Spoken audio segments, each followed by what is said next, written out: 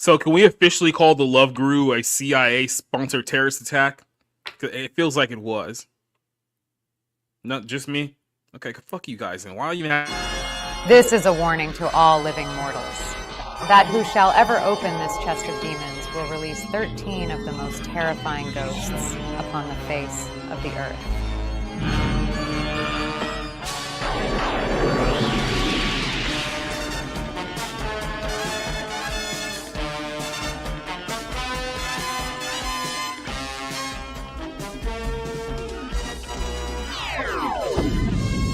Okay, cut it. This isn't going to work. Let's try some nostalgia bait. It's mighty strange.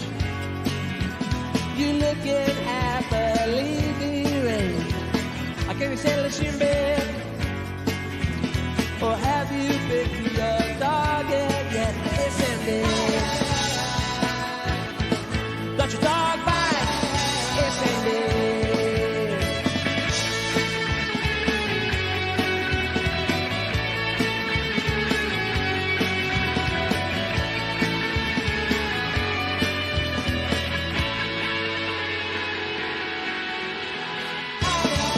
Ay, hey Cindy. Get your dog, bye, ay, Cindy. It's Sandy! Sandy!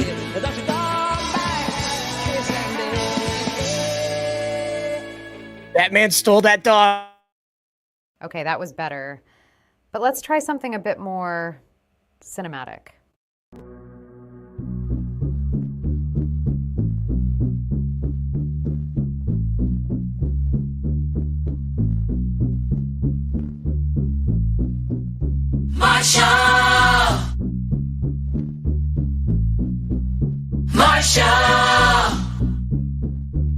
You about to witness hip-hop in its most purest, most rawest form, flow, or most flawless, most hardest, most honest, known artist. Chip off the old block, but old Doc is back. Looks like Batman brought his own Robin. Oh God, Saddam's got his own Laden. Off the hinges, oranges, peach, pears, plums, oranges. Yeah, here I come, I'm inches away from you, dear, fear none. Hip-hop is in a state of 911 zone. Let's get down to business. I don't got no time to play around. What is this? Must be a circus in town. Let's shut the shit down on these clowns. Can I get a witness? Hell yeah. Let's get down to business.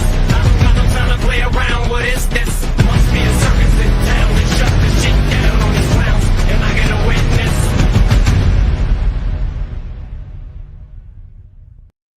Yeah, that's the shit I like. Let's start the Barroom podcast. Take it away, Jacob. Look, I know it's not professional to start off the show eating a piece of candy, but this is actually like a really good piece of chocolate. Like one of the best I've had in a while. I'm not going to tell you what it is yet because they're not paying me, but it's actually a really, really good piece of chocolate. So if you want to throw just a little bit cash in my way, what European candy? That's Arabic? Is this an Arabic piece of Alpine milk? What the hell is? What am I eating right now? I guess we know. What the fuck am I eating right now? You're reading the Jaguar of European chocolate. Okay, no, hold on a second. This thing says made in Germany, but it's written in Arabic. What the hell happened to Germany? Where are you buying chocolate, my friend? Are you? Was there a? I'm sorry. Did it just become like Berlin stand, and I didn't realize it? Like, what happened? Well, yes and no, but also, were you like buying this out of like a VW Eurovan, perhaps with some Bollywood music playing? First of all, Cider, we have this thing in the United States of America called Publix. So Publix is a thing down here, and you can buy special candies from Publix. It's only in the South. It's fine. It's where people don't go in this country. So no, it's where people who aren't complete and other pussies go. Thank you very much. Is this like the Waffle House of grocery stores? Is that what I'm about to learn about this? No, actually, it's the more upscale version. The Waffle House of grocery stores is like, I mean, it used to be Walmart, but it's probably Kroger at this point. For being like a Wegmans. You know what Wegmans is, Cider? Do they have that up there? Okay. Nope. It's just a nice. We don't even have a Food Lion, dude. Yeah, they're just nice grocery stores. So that's the best way to put it. Okay, I'm blown away. This straight up says made in Germany, but this is like I feel like I'm in Saudi Arabia, like reading this. Like, what the hell happened? Like, okay. Yeah, Anyway, if see, you that want was to the pay me deal with money, Iran. We got all their chocolate so they could refine uranium. That was the deal. We're gonna take all their chocolate. That's the price. hey everybody, it's episode 151 of the Barroom Podcast. I'm joined here with a couple of lovely people joining me on another Tuesday night. Our good buddy Rob Motto's back with us. How you doing, Rob? Oh, pretty good. I'm glad my internet just came back on as soon as I was about to be introduced. That's great. I love when that happens. I'm doing good. I'm actually slightly optimistic about the Ballerina movie. Is that coming out this Friday? I don't know. Yeah, this week. But I've seen some Oh, the good. John Wick thing. Okay. Yeah, I've seen some good reviews for it, but that doesn't mean anything. As we all should know. So, but hey, the fact that they had to do reshoots probably not good. And like reconfigure the whole movie after they were done shooting supposedly. Not good, but like when Anna de Armas is like given a decent vehicle, I think she's pretty good. And Keanu Reeves is supposed to be in it, but it seems like it's going to be more of a supporting role or a bit role. I'm not sure. But, yeah, we'll see. So I'm very, very slightly optimistic about that, but we'll see. We'll see what happens. Oh boy, here we go.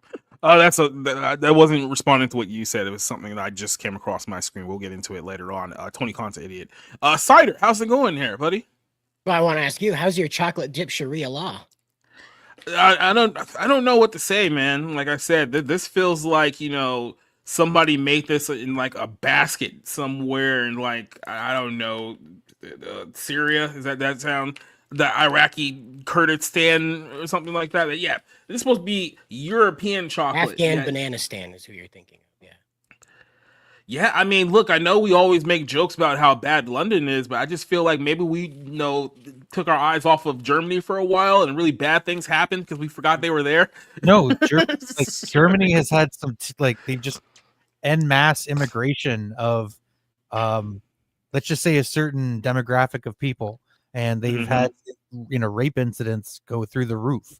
The Netherlands, Sweden, like a lot of European countries have seen it and an increase, and not in a good way. Not great. It's not great, but yeah, I guess we'll Maybe that's how the Germans are trying to fight that crime. They decided, well, this is what'll fix it. We'll just make sure the chocolate reads in Arabic, and that way nobody will be mad and do that anymore. It's not very European. Listen, Germany is so scared of white supremacy, they're just going to go the whole way, the other way, and be like, "Oh, I guess we're just communists now." Because we can't become Nazis again. We can't go down that road again. It originated. It's going to happen. It originated in Switzerland and then somehow moved to Germany and Slovakia, but now it's primarily in Germany. I still don't understand where the Arabic portion of this whole thing came Jaguar is from. owned by an Indian company. Just so you know. I don't know. Maybe a bunch of people named Muhammad just really like this candy, and they was like, "Hey, just put it to in Arabic so they can read the damn thing." Because most of them probably can't read anyway. But yeah. So that's the thing that happened, I guess. So that was a great way to start. We've been talking 8 minutes now, just about like the German, and you didn't even show it. This could be a react channel, and you don't even have to show anything. We're just going to sit here and talk about the chocolate you're mysteriously keeping off camera. I've given you guys enough hints that you can figure it out on your own if you're really that interested. So there you go. It's the only chocolate that looks like it comes from Europe, but has terrorist writing on it. Yeah, right. It's like I was looking at it. Is that the Shahada? What the hell? Yeah, chocolate jihad. All right. Yeah, we're here on Rumble. Oh, this one's going down. This one's going down, baby. It's only downhill from here, folks. It's one of those nights. We're here on Rumble, YouTube, and on X, all three platforms. So go ahead and introduce everyone here. Neozoic joining us here tonight, saying the super barroom crew and then the super folks in the chat. His first question here is that which of the two most influential or popular animated comic book shows would you rather watch? X-Men the animated series or Batman the animated series? Which one are you more of a mark of? I will say this: I remember them both. I remember the Batman series more prominently than the X-Men series. So I would slightly lean towards Batman, but that's not a shot at the X-Men at all. So, Rob, which one do you go with? Yeah, I own the Batman the animated series on Blu-ray. I don't think X-Men is available, or it's only available in like foreign markets or something. But I would definitely buy that one too. It's just, yeah, Batman the animated series, that goes back to me being a very small individual, being a child. So I definitely go with that one just because it's got so many nostalgic memories, and I just think overall it's probably a more complete series. But yeah. Yep. What you got, Cider? I'm Batman, obviously. But it's only for it's not that the rest of the series is terrible. It's just that there's a one very special episode, and I think it's called Heart of Ice, and it's when Mr. Freeze is introduced, and he's got that last line where Bruce is watching him through the bars, and Victor's saying, you know, I hope that one day there's a warm hand waiting for mine, and that makes this whole series for me. That one episode makes the whole series for me because it explains Mr. Freeze better than even the comics could explain him. And so I happen to like the character a lot, a man that found his way to crime through self-sacrifice. So I happen to like that he's a genius, and the only way he could figure a way to keep his wife alive was to go into crime. So I like that story. So I don't want to repeat that. I just think it's a neat story. That's all. And Freeze gun. The Batman the animated series also spawned I guess it was a theatrical release, but Mask of the Phantasm, which like if you like movies and you know that is a perfect like film noir storyline in a children's movie, and I can't even explain how amazing that is. That the music it appeals to kids, but like if you're watching that as an adult, it's like it still works too. So that's a good movie as well. Yeah, a couple of good things here. What we got here? Bonus question: what's your favorite R-rated comic book film? They have Logan, The Crow, Blade, Dread, Joker, Watchmen, V for Vendetta, 300, etc. Well, out of that list, Joker is the best movie out of the ones you have there. So, I mean, if you ask me what my favorite one is, I would pick Joker. You know, the first one before they had to bludgeon it to death in the second one, quite in front of everyone. I would also give honorable mention to Logan and Dread there too, but that's just from my perspective. Rob, which one did you go with? Yeah, I'm gonna be just an absolute asshole here and just say, oh my God, not a comic book movie. I was gonna say, please don't pick V for Vendetta. Don't be that guy. No. I mean, I'd probably go Watchmen. I mean, Watchmen has probably been my favorite comic book movie. Yeah. So, and I just liked how they handle the material. I mean, Zack Snyder's a big fan of that. I know that people didn't like aspects of the adaptation, which is, you know, fine. But it pretty much gave me exactly what I wanted in 2009 when I saw it. Yeah, so I'd go with Watchmen. Cider, which one are you going with? I just got to do Blade. I'm sorry. I can sit down and watch that movie on repeat. It's funny, it's reverent, and even today it has a story for young men. So I really think that it's just timeless. It's one of those stories I really hope finds its way into like one of those compendiums that you gotta watch in order to become a man. You know, the list of movies to make you a man. Blade is definitely like that opening scene. You're forever changed after that opening scene. You're not the same boy you were when you went in. You come out a different man. Boba Fett actually got one on here too. It says Kick Ass. What do you guys think about the Kick Ass movie? You think that should be up there? I never watched it. I just don't like hyper violent things. I just can't get into it. I realize I just talked about Blade, right? With all the blood fountain and stuff like that, but there's not a lot of like broken bones in that, you know, and it's for comedic effect, a lot of the violence on the vampires, and they break into dust, you know.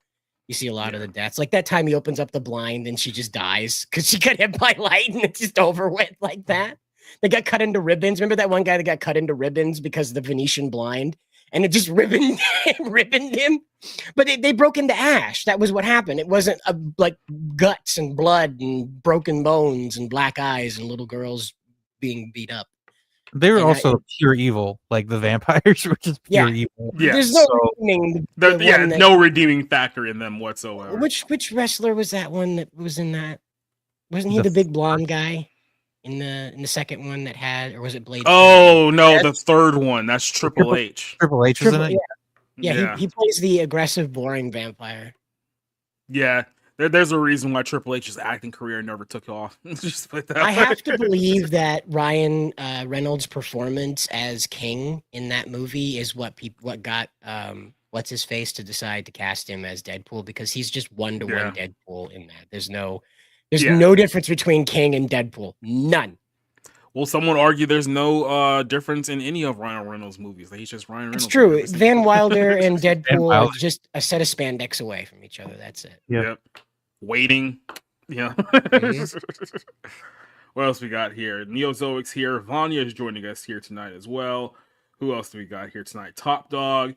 Top Dog is asking a very complex question that none of us can answer. By none of us, I mean the two white guys here. Who are the two most influential NBA players of all time? I'll just give you a short answer. Iverson, Curry, Jordan, Shaq, and Magic. There you go. There's my answer. I'll just say real quick, Jerry West, Oscar Robertson.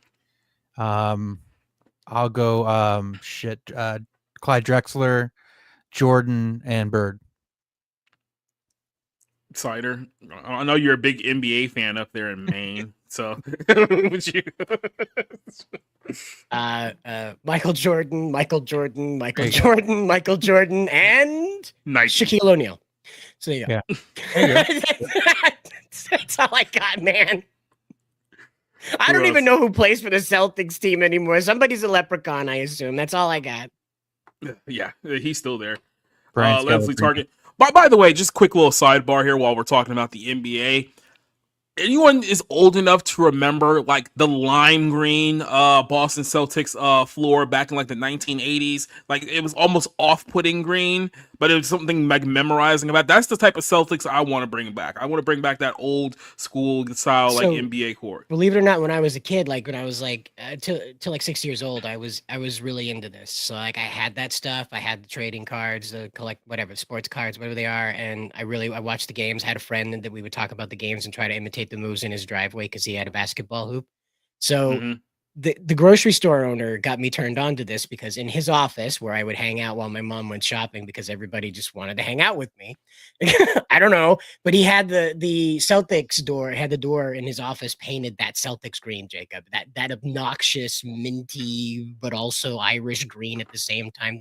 It's a weird, it's like that chemical cleaner that you dust green that you put on the carpet. I have a quick little video here. This is from the '84 NBA Finals. Just want to illustrate my point here. Like this is what I'm talking about. Yeah, that here. color. Yeah, that was the color of his door, and he had the old Celtics logo on. Like this is the color of like a 73 Gremlin. Like that's the color that I'm up for. Yeah, here. It smokes. Yeah, the tailpipe just belches black smoke every time it leaves an intersection. Those were the good old days. And now we got LeBron. So that's a good color scheme to bring back, though, with the revival of the Y2K aesthetic. Yeah, I don't know if you've noticed or not, but the Y2K aesthetic's coming back again. Well, like I said, we need to revive everything because nobody else has their own set of style anymore because their style is just, I'm just going to change genders now. Worry, the great AI god will fix it all, Jacob. It'll fix all the colors of the rainbow. We will talk about that later tonight. That's going to be a big part of tonight's show, but we'll save it for a little bit later. When Miley Cyrus comes up because she is an android. That's why she doesn't have a butt. That's the one thing Elon can't clone. That's why she sounds like a 75-year-old smoker in the high rollers suite over there in Las Vegas. That's right. She's a robot. Mm-hmm. That creepy 70-year-old like smoker grandma who's like all trying to hit on like the retired, like the washed up musical act. It's like, oh god, like you're still a groupie at this age. Yeah, no, like it's bad. You guys know the Vegas shows. They still have the old like lounge singers still performing there. Like Tony, what's his face is still being like hauled out on one of those furniture dollies, and he's still singing, but he's like his corpse on strings. Yeah. Well, Tony Bennett actually did die like last year. To be fair. Yeah. Well, there you go. Like last year. I know what you. which means It's strong. it's finally over. It's Yeah. finally over. God, just let that guy go, please. That was his last words as he collapsed on stage. It's finally over. You made him do a fucking album with Lady Gaga, and not only an album, but a Christmas album. It's Right? like, just let Mhm. the guy go, please. Please. It's like that time that they bled Stan Lee to make him sign Black Panther comics. Yeah. JC is here. Leslie Tarkin is here tonight. Yeah, the Batman the animated series is available on HBO Max. JC's going with The Crow, one of the go-to Halloween movies. Hit Girl. I think it's a little while since I've seen that one. Scottie Pippen. No. That was the name of MJ. the little girl that tiny blonde girl played. Yes, this is Chloe. exactly what I want to bring back. Chloe Grace Moretz, yeah. Yeah. Yeah. You remember when she was a thing for 5 minutes? Yeah. Yeah. And then her career cratered. Evaporated. She should have gone the way of Hillary Duff and just had a kid and left it all behind, you know? Yeah. Yeah, just have 3 kids and then spend the rest of your life at the gym like Hillary Duff. It who else seems do to we- be working well for her. Yeah, no encore 20. Yep. Speaking of Triple H, what's your thoughts on the huge backlash of Triple H and the whole R-Truth thing? I'm just gonna be completely honest with you. I'm not shocked that they got rid of him. I mean, you gotta be honest with yourself. Truth is like literally like 54 years old. He's only gonna be a comedy gimmick at this point in his career, and he's been there for a while. Now, here's the thing. This is kind of a little bit of a slightly off-topic thing, but TKO, since they've owned WWE, they're starting to look at the books and they're starting to realize that there's guys on that roster who are getting paid millions upon millions of dollars who are not worth millions upon millions of dollars. Like, if you think that it's bad now that they're getting rid of Carlito and R-Truth, wait until TKO figures out that Kevin Owens and Sami Zayn are both getting $3 to $4 million a year from the WWE. Wait until they realize that Seth Rollins is getting $5 million a year to be in the WWE. They're going to look at those books and be like, holy shit, we're paying these guys this much money and no one's watching this show? Yeah, it's only going to get worse from here. So that's my whole thoughts on the whole situation. I don't know what R means in that R-Truth. My brain says a word we can't say on YouTube. So his wrestling name is obviously Ron the Truth Killings. So when he went to WWE, they couldn't call him that because they need to own your name in some kind of way. So they just start calling him R-Truth, and that's basically what they came. That with. was not smart. That was not that smart. was the creativity of WWE, and you wonder why we're in. Is it just Triple H coming up with all this stuff by himself and To be fair, that was not a Triple H call, but Triple H has his own share of bad judgment calls and stuff like that. And look, but before we get started here, Who since do we are we on get the mad at for Cody Rhodes though? Because that guy is just completely misplaced all around. that you can put both Triple H and Vince McMahon to blame for Cody Rhodes, because Vince McMahon's the one who brought him back into the company. And then when Vince McMahon stepped down, Triple H was like, he's going to be our quarterback one of WWE. He's going to be the guy, the face of the company. And he's been treating him like the face of the company for the last 2 years. So there's a little bit of blame on both sides from him. But drastically, like right now, it's probably more on the side of Triple H. They completely screwed up that guy's stick, whatever his act is. They completely screwed He has a neck tattoo now. Oh. Exactly. Yeah, he's been a comic gimmick. Is it of the Pepsi logo?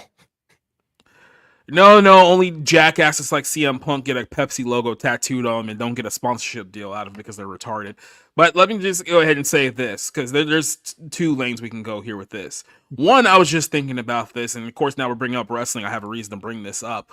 Yay! Am I the only person who just cannot stand women with giant chest tattoos? Oh boy, I was like, be careful. Be careful.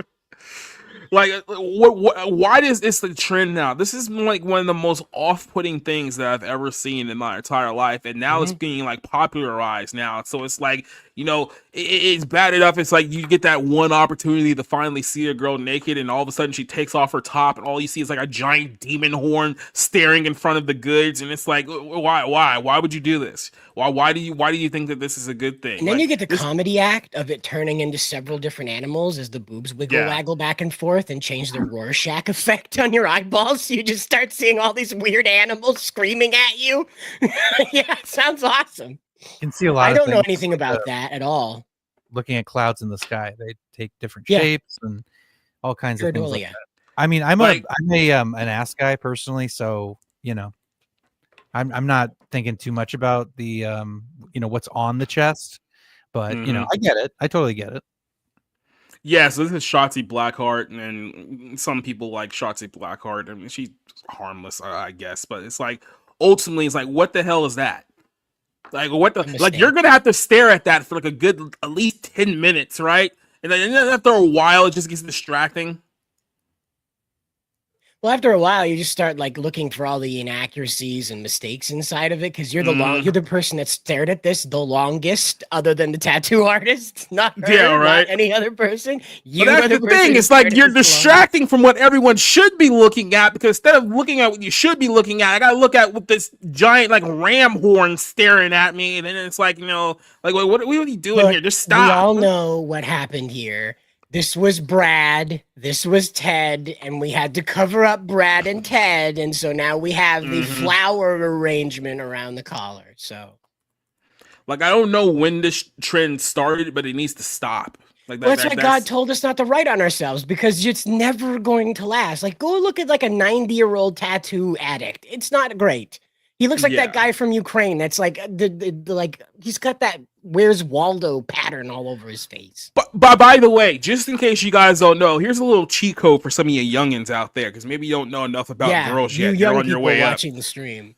Exactly. All you up and comers up there. If a woman is littered in tattoos, that means she is extremely emotionally unstable. 10 out of 10 times. I don't care what friend you have. Be like, oh no, she was all right when I met her. No, she is a complete nutcase. So if you see any woman in your life that is marred up and down with tattoos, run for the hills. It is not going to work out. There's probably the biggest go away red flag outside of purple hair that you will get when it comes to initially meeting a woman. And Rob is smiling because he knows several women who meet this definition off the top of his head, which means that I'm right. I'm laughing because it could be a good time, but yeah, it's not for keeps. Just they're crazy. I wouldn't even risk it there. I wouldn't even risk, like I said, emotionally unstable one time may be enough to ruin your entire life. So just don't do it. I have yet to meet a reasonable lady person who has a chest tattoo. I have yet to meet a reasonable lady person who has a chest tattoo. They're very quick off the draw. Let's put it that way. They're very quick off the draw. Especially the one who have like the sleeves, like they're Samoan, and just have like the giant tattoos go all the way down, like that. Like guys, like you're playing with fire. The ones that always get me that I can't deal with, because like the sleeve at least has like a congruency to it. It's I doodled things on my knuckle and got drunk one night and decided I was going to commit that forever. Yeah, and it's like the weird assortment of symbols, the emojis on the knuckles. And it's like, what the hell is the point of this? You're just gonna punch somebody with "I love you," but emojis. Yeah, JAC septum rings are like stage 2, like full-blown tattoos are like stage 5. Like this is like the difference there. It's like she's on her way there. She's not there yet, but she'll be there sooner rather than later. And there's another chick that I could think of off the top of my head who was relatively attractive not that long ago, but over the course of the last calendar year, all of a sudden she got giant leg tattoos going all the way down her thighs, and now she has like the arm tats and going crotch tats. It's like, okay, now you're just marring up your body. I'm not interested anymore. One of them I have learned is the Harry Potter tattoos. That is a very special young lady that you should spend about as much time as you spend on the Tilt-A-Whirl with. Okay, just like you won't want to get on the Tilt-A-Whirl every day, you probably don't want to hang out with that lady every day. Just a warning. Flee. I have learned, especially that Deathly Hallows tattoo, the triangle with the circle and the line through it. That one's especially like the marker of somebody who takes that stuff too seriously. I don't have Power Ranger stuff tattooed to me, okay, guys? I don't have it tattooed to me. Okay, but like, here's the thing, and I'm not saying you should go in that direction because really you shouldn't be obsessed with anything, but could you pick a cooler thing? Like, could you pick something cooler than Harry Potter? Is just what I've got to say to that. Like, because I'm into tattoos and piercings. I've always liked them on women, but and I had snake bites. I had the 2 lip piercings when I was a younger man. I never got tattoos because I was never going to make that kind of investment. I'm like, okay, it's literally my skin. So I as much as I love the Gotham City motif that was drawn out for me for an entire sleeve, it's just not for me. It's not who I am. Like, I'm not going to have this big piece on my arm. You know what I mean? And so, as cool as it could be as an art form, as cool as whatever, I do think that there's some credence to the idea that women that have a lot of tattoos have some kind of trauma in their background. I do kind of think that, but how much it's true, I don't know. You know, I don't have enough experience personally, but there is definitely some truth to that. I have enough experience to say without a shadow of a doubt, it absolutely is a lot of trauma. There is a lot of repressed, let's just call it home activities that are being done with a lot of these women. And let's just say it this way. Women don't end up as crazy as some of these chicks out of nowhere. Something happened to them either verbally, physically, sexually, or a combination of the three. But like I said, that's why you should never let your wife go to Target alone, because one of those three could happen at any moment, and she could also spend all of your money. So, you know, there's four. So unless you want to spend the rest of your life being her failed therapist, who she leaves in a handful of years, probably just better off walking away or going across the street and being safe. That's all I'll say there. Besides, there's going to be robot wives soon, So we've spent 30 minutes of this show talking about Arabic chocolate and women with bad chest tattoos. So we should probably get to the topics that we have lined up for tonight. Best show we've ever done.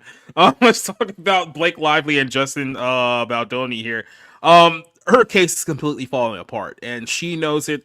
Everyone knows it. The funny enough thing is that the reason why she did all this in the first place is because she came to realize just how unlikable as a person she is to basically everyone outside of the Hollywood bubble. She realized she wasn't very well liked. She realized that a lot of people don't actually like her. And instead of taking any kind of accountability for the reason why no one likes you, she decided that she was going to blame Justin Baldoni for this whole situation. And then this led to obviously the whole thing with the New York Times, her coming out alleging all of this basically sexual harassment and all up and down, just a whole bunch of things that pretty much destroyed this guy's career. I mean, the second that article in the New York Times dropped, he got dropped by his agency, basically got blacklisted from Hollywood without a shred of evidence to support any of this. Well, he countersued, and let's just put it to you this way. With the rate that this whole thing is going, he's probably going to win a lot of money from the New York Times in the near future because this thing is falling apart rapidly. This is the article here that just took place last night, and we have an update for it just from today. Blake Lively abandoned claims against Justin Baldoni of affliction of emotional duress. By the way, this is from our girl Tatiana Siegel here. If you remember, this was the girl who went to go see that movie in Los Angeles alone while all the other couples around there were making out. Like, she was just really, really just lonely. And you almost just kind of wanted to give her a hug, but not too much of a hug because she may get attached. But yeah, our girl wrote both of these articles, so she's been covering this pretty promptly here. Blake Lively is attempting to withdraw her claims against Justin Baldoni against intentional infliction of emotional duress and negligent of infliction of emotional duress. The move comes after Baldoni's team sought discovery that included her medical records in their efforts to defend the It's With Us director against the claim that she suffered severe emotional distress and pain, humiliation, embarrassment, bewilderment, frustration, and mental anguish. So Lively's attempt to withdraw the two claims surfaces from a filing on Monday from Baldoni's attorneys, who are seeking to comply with the actress to sign a HIPAA release for the access to the therapy notes and other relevant information. So there's definitely something in there that she doesn't want to get out to the rest of us. But then again, you're the one who made all these claims in the first place, so maybe you should have thought about that before it got to this point. Instead of complying with the medical RFPs, Mrs. Lively's counsel recently advised us in writing that Ms. Lively is withdrawing her infliction of emotional distress claims because now she realizes she has to prove that, and she probably doesn't have the evidence. Otherwise, Ms. Lively has refused to was it the Wayfarer Parties responsible request that the withdrawal of such claims with prejudice, says she's only willing to withdraw her claims without prejudice. In her words, Ms. Lively wants to simultaneously refuse to disclose information and documents needed to disprove that she suffered any kind of emotional duress or that the Wayfarer Parties were the cause. B, to maintain the rights to refile her IED claims and at an unknown time, and this is either this or some court after the discovery window has closed. So essentially what's happening here is that she made a claim against him. This all goes back to that movie from a couple of years ago, that It Ends With Us, which wasn't even a good movie to begin with, but they clearly did not like each other throughout the course of things that were going on there. But several months after that movie came out, she decided to throw her director under the bus, and it's led basically to this. This is the follow-up to this story that just took place, I guess, hours ago. Judge rules Blake Lively's emotional distress claims against Justin Baldoni are officially dead. So this is the follow-up from last night's article. The judge overseeing the Blake Lively Justin Baldoni lawsuit has decided that the actress claims for emotional distress are dead. The ruling comes after a tense back and forth between the dueling sides, with Baldoni's lawyers filing a motion to compel her to turn over her medical records, and Lively is fighting that move. Judge Lewis Lyman wrote and this morning that Baldoni's motion to compel is denied based on the plaintiff's representation that the relevant claims will be withdrawn. Lively's request that the parties have to agree to dismiss Miss Lively's 10th and 11th causes of action. The course exercises its inherent authority, and the authority under Rule 15 to dismiss them without prejudice is denied without prejudice to renewal. So not a great set of circumstances here. There's a big feeling right now, because I believe that if you guys remember the story from a couple of weeks ago, that somebody tried to essentially throw Taylor Swift into this whole mess of a story that this is coming up here too, and she's been fighting it pretty heavily as well. Apparently, even she has had a falling out with Blake Lively and Ryan Reynolds and that whole thing. So it's not looking good, and all I can think to myself is that you picked this fight, you started this fight, and I don't know if you were thinking that maybe you guys were so powerful because he's Deadpool and you're Deadpool's wife that this wasn't going to somehow blow up in your face in some way, shape, or form. But it seems like it's all come crashing down, because now that the legal system has gotten involved with this whole thing, now you kind of have to show receipts, and if you're not willing to show receipts, this thing can end in a major disaster, which is why I feel that when this is all said and done, the New York Times is going to have to pay up here, because they're the ones who ran the article that destroyed this guy's career, essentially. And if this case blows up in her face, the New York Times, well, I think he was going after what, $250 million. I don't know if he's getting all that money, but he's definitely getting some form of a major settlement from all this. So this is kind of the update as it stands right now. There's a couple more tidbits I'll get to here in a second, but Rob, we'll start with you. What do you think about the latest development here? And look, I don't want to be inflammatory towards Blake Lively, but she doesn't seem to be a very likable person now, does she? No, she doesn't. And I mean, here's the thing: is like she was pretty easy to ignore for a long time. Like, she was in the spotlight. She was in Gossip Girl. She was married to Ryan Reynolds. Like even like up into her marriage, she was pretty easy to ignore as a celebrity, and so she didn't even have to be talented. She could kind of like disappear in the background or whatever. She's a fashion icon, whatever the hell that means. There's this clip, by the way, of Jim Carrey being interviewed at outside like a fashion event where he's just like, "Oh, we're celebrating icons of fashion." That's like the most meaningless thing you could come up with. Anyway, it's great if you haven't seen it, as a little sidebar, but I at the very beginning of this, I said, okay, Blake Lively is going to get countersued for a shitload of money because she doesn't have any evidence for what she's alleging. And it's going to be somebody who, feels like she has more power than she actually does.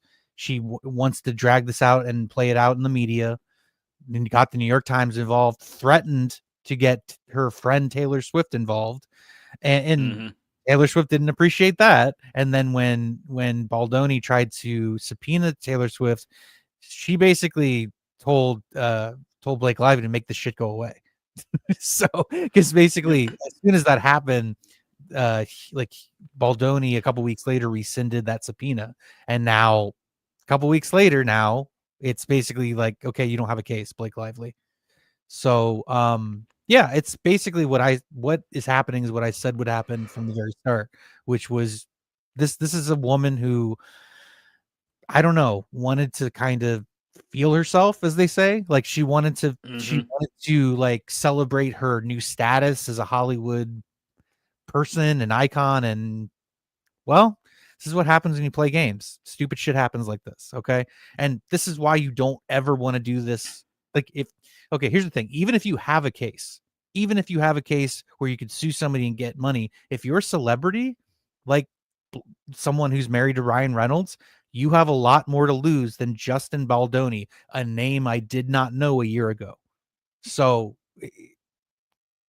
I don't know. Egg is on her face completely. He's the one that's going to get all the positive spin from this. Again, I don't know the guy. I don't know if he's talented. I didn't watch This Is Us or whatever the fuck that movie's called. Yeah. But, it'll be interesting to see if this does go to some kind of trial. Like, it'll be interesting to see if someone tries to essentially settle this or drop this before it gets to the point. But I basically said this like a year ago when this whole thing started. Like, this has the possibility of being the next Johnny Depp Amber Heard case. And obviously, Baldoni is not Johnny Depp in the context of, star power or anything like that. But yeah, we have another situation here where a woman lied against him, basically put out a whole bunch of, false claims, damaging his reputation, had her friends, her very public famous friends, make statements against him publicly, condemning him and kind of make it seem like, oh, he must be a really bad person. And now, like I said, he basically used his options, fought back, defending himself now, and now she's found herself kind of in this, web of lies here that is now affecting her relationships, because like I said, basically her and Taylor Swift are no longer, from what the news reports are saying, they're no longer close anymore, because she's not happy about the fact that she's being dragged into this whole mess that she has nothing to do with as well. Now people have looked at Ryan Reynolds, be like, oh yeah, this is your wife, well, you must not be much better in the whole grand scheme of things. Your wife is this bad. So now people are looking at him sideways, and all of her friends that came out to make public statements against Justin last year, everyone's looking at them now and being like, oh, so he was really the bad guy. Keep in mind, most of the people who made statements against him didn't even work on the movie. Like, I think the only person who came out who even worked on that film was Jenny Slate. She was the only one. And like I said, her and Blake Lively have been friends for a while, so it wasn't really much of a surprise here. But yeah, I think that the dominoes are falling very fast, and if I'm Justin, if I actually win this one, especially the New York Times, I wouldn't stop at the New York Times. I would go after every other celebrity who made a public claim against me, and this is exactly why no one wants to touch this with a 10-foot pole now, because if he is in a favorable position and he does win, guess what? All those comments and statements that you guys made, you're going to be next on the list, and you're probably going to have to pay up too. So think about the talent agencies. Think about the talent agencies that dropped him. They're liable with no evidence, no evidence. Didn't even let him make a statement. Just like, oh, she said this in the New York Times. He's dropped. He's done. He'll never work here again. And he was like, no, I didn't even get the chance to defend myself. Cider, what's your take on the story? No, I'm baked lately. Related to Blake Lively. Baked lately. Yep, cousins. Baked lately. There you go. Silence! I kill you! 12-year-old in you thought it was funny. Whatever. Sure. The whole situation is that the police are outside Rob's house right now because he has a negative opinion of this woman. You see how it works? He's got a blue light right there in the background, and it looks like I have my LED lights. Yeah. It's the CIA. They're coming to protect their asset. Right. You said the magic words. You said the magic words. But yeah, Blake Lively tried to extend a little bit of that Me Too attitude with this, that she was wronged as a woman, as a female performer, and all that jazz. And of course, as we know, that goes horribly awry when it's not real. And they were just kind of banking on woman said, believe all women. And that's the bubble culture of Hollywood. There can be bubbles within the bubble, and you're seeing Blake Lively's bubble pop. Yep. And it's funny because anyone with two pair of eyes who look at this objectively saw all of this coming. Or if you're just completely blind, because I think a lot of people are just completely blind at this point. But it's like, dude, everyone saw this coming. Like, Stevie Wonder saw this coming. Ray Charles saw this coming. He's dead.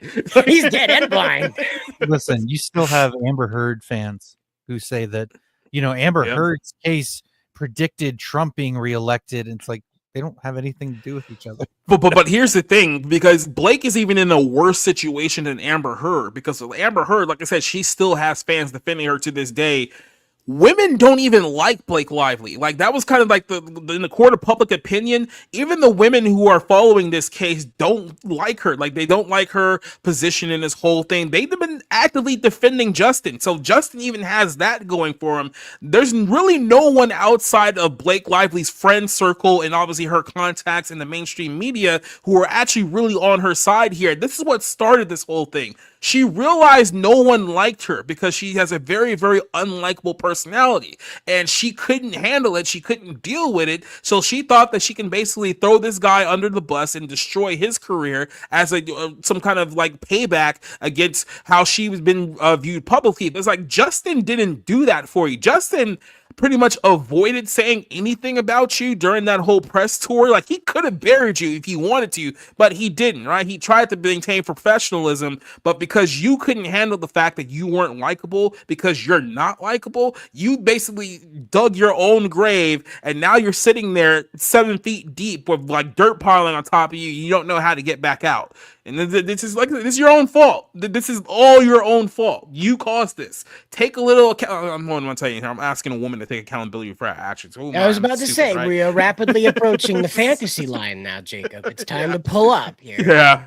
And we're magically going into the closet of Narnia right now, asking women to take responsibility for their actions. That is a Saturday Night Live skit right there. Okay, just zoom out and picture like Dan Aykroyd, like he's like he's in the guest bedroom and he feels a draft through the armoire, and so he opens it up and he goes through there, and it's like Barbie world, right? It goes in there, it's Barbie world, right? Mm-hmm. That's the joke. It's all Barbie world, but everybody's accountable.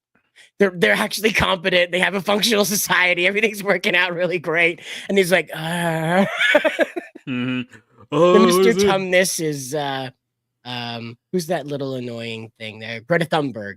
Is Mr. Tumnus? Oh yeah, that little Miss autism. There. Hey Rick, your gray hair is showing. How you doing? As I've seen her. I've still got the hair. That's the important thing. Gray or otherwise. Yeah, mine's not coming back. It's over. So it's going pretty well. Thank you. All things bright and beautiful. So I'm sure you were listening in. Yes, I was. Start talking there. So, what is your take on the whole Blake Lively, Justin Baldoni situation now that it's gotten to this point? Well, I think she gambled and she's losing, if not about to lose everything. Well, metaphorically everything. Maybe she thought that just her notoriety compared to him would be what would get her to win. Maybe she thought that believe all women aspect where we're not supposed to question anything. But this is an interesting case. Baldoni decided that no, he was going to fight. I thought about how he opted not to settle. That would have been perhaps the more, I don't want to say sensible, but the easier route to just settle and say we're going to make this go away. I need to move on with my career. But he decided, no, we're going to actually go to court. We're going to force you to state your case, and now slowly but surely it's coming undone for her. So that's a concern for her, not for him. So this right here is like the textbook definition of you're losing the battle here. This is a headline here from People magazine, which you have to assume have contacts with Blake Lively and her team. This is the headline they ran with. Blake Lively's lawyers accused Justin Baldoni of desperately trying to make a show of her dropping 2 claims. This is how you know you're losing. You're essentially trying to say like, he thinks that because we're dropping 2 claims that the stuff that we said about him wasn't true. It's like, look what he's doing. Like you're flailing. It's obvious that you're flailing. I imagine that people would be more pro Blake. Love you too. I figure that I'm doing well in hiding. No, I figured that people would be more on Blake's side than would Baldoni. Why? So. Well, because she's probably better. Well, I don't want to say better known, but she has a connection to one of the great stars of our time. A man of many talents and many varieties in his screen persona. So of course they want to curry favor with the more popular group. They always want to be in with the in crowd. They always want to be in with the in crowd. So for them to kind of like say, well, maybe it's not going at all well. That should be a sign. She really should just end this. She should just find a way to end this. I mean, it's a case Well, of what is the line from Hot Fuzz when Simon Pegg says "packing in Frankie, silly bastard"? It's like you lost. Like it's over. just Isn't let it go. Isn't the movie called "It Ends with Us"? Yes. Yeah, well, there you go. You did it. So to yourself.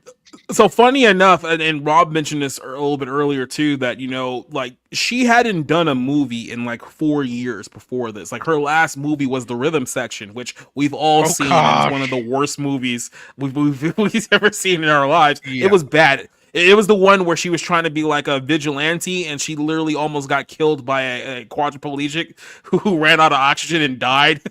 True story. A month ago, like randomly came to my house, and something was on the TV, and it was like Blake Lively's a helicopter pilot. I'm like, what the fuck is this? And it turns out it was like I think Ryan Reynolds is in that movie in the beginning where he gets killed. And I'm not spoiling anything. Okay, you guys aren't going to see it if you haven't. And then she becomes a vigilante at that point. I'm like, that all of that is in this movie, and it's Blake Lively trying to carry. This is that really terrible movie everyone was talking about. So it was remarkable though how succinct that was. Yep.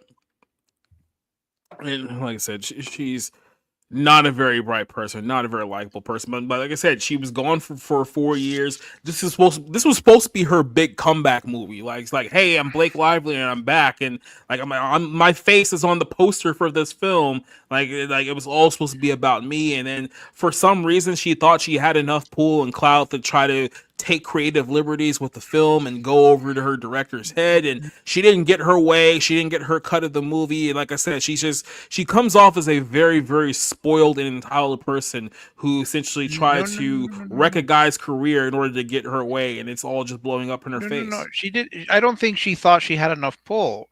I think she thought my husband has enough pull for me to tell you what to My do. husband got Disney money. Yeah. And the strange thing is about Blake Lively, I don't think any of us would call her A-list.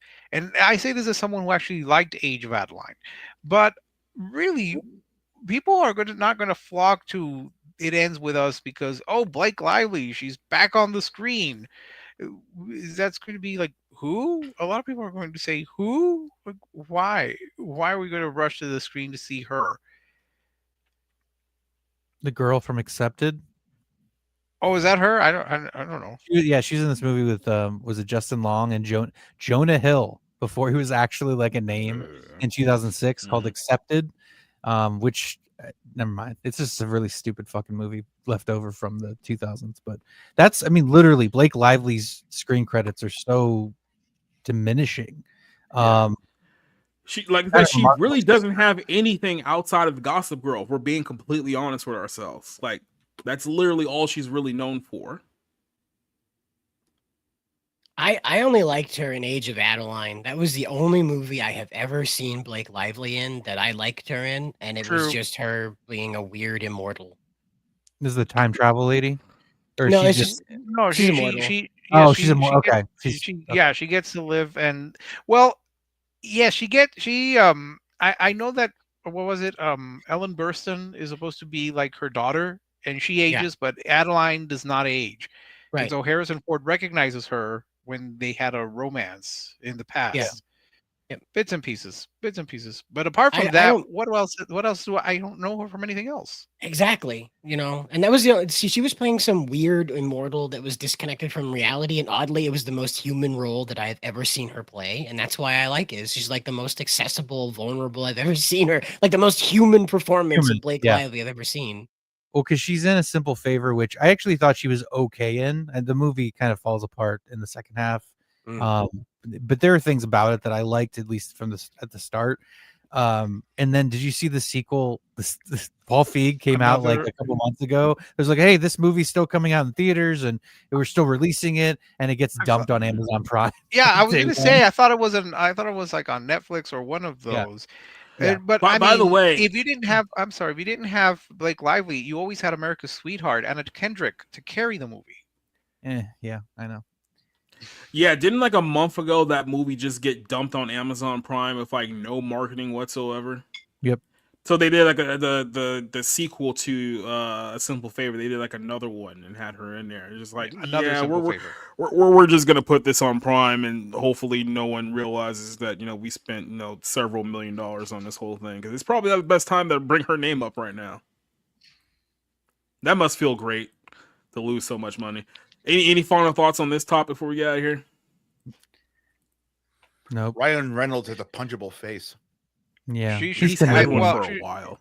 Yeah, she should quit while she's behind. She should find a way to extricate herself out of this disaster, and just maybe go into television and try to do something like that instead of trying to become a big star. And that would be my advice. Find a way to end this. It ends with you, Blake. It ends with you.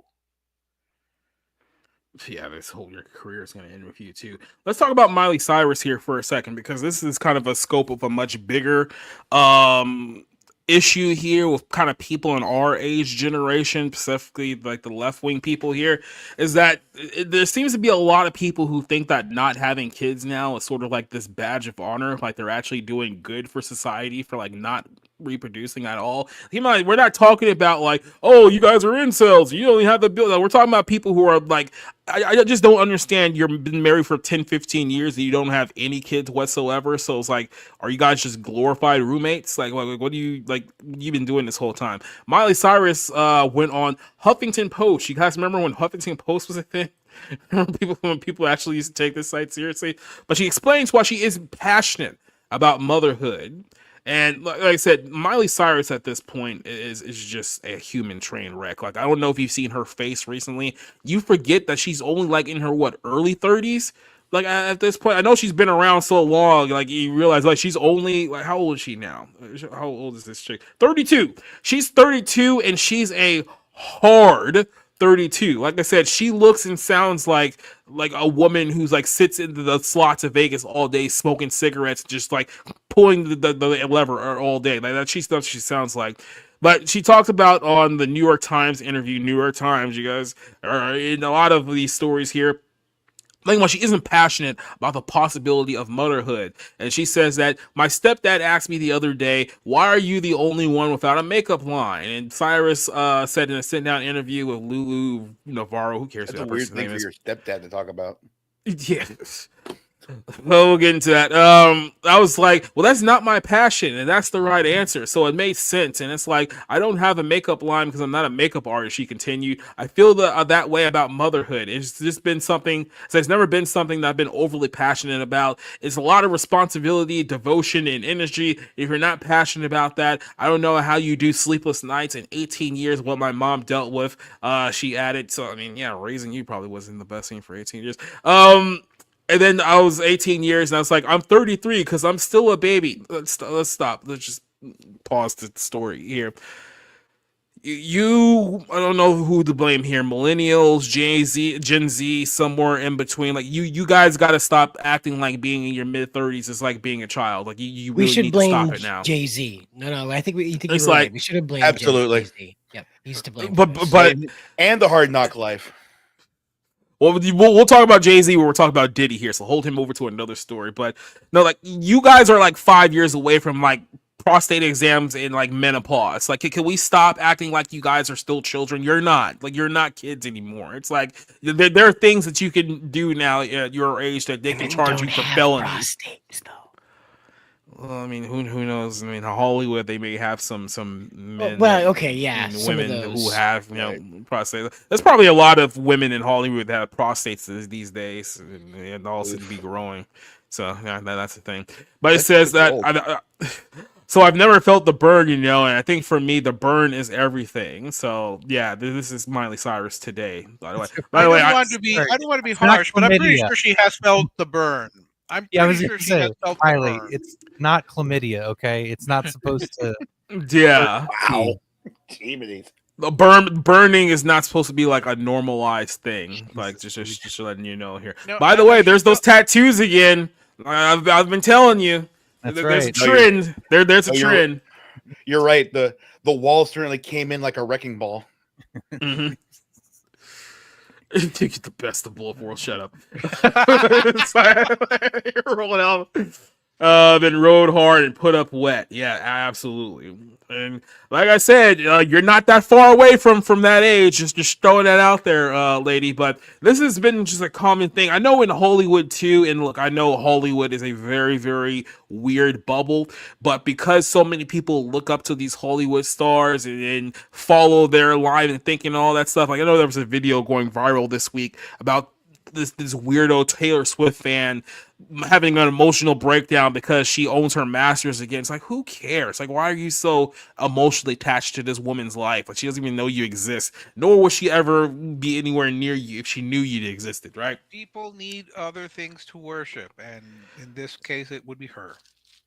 So Seth Rogen made a similar claim a couple of years ago that he got a lot of heat for. He talked about it again recently, and we all remember this. Seth Rogen talked about how he believes not having children helped him succeed in Hollywood because he never would have been able to do all those great movies like Pineapple Express and This Is the End had he had Green kids, Hornet. right? Green Hornet. Yeah, he never would have been able to be the Green Hornet, if he had a child to look after. By the way, this is kind of a side. Well, this is not really a sidebar because we are talking about Seth Rogen here. I'm gonna die on this hill. Seth Rogen has never been funny. I'm sorry, none of Seth movies hold up at all. He's never been funny. Turtles. You guys were just high. That's all it was. You guys were doing drugs while you were watching his movie, and you thought that it was actually good.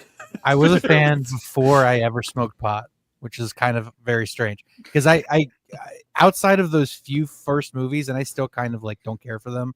Observe and Report is the only one. Observe and Report, the black comedy directed by Jody Hill, the guy who did Eastbound and Down, and now he's done The Righteous Gemstones and whatever.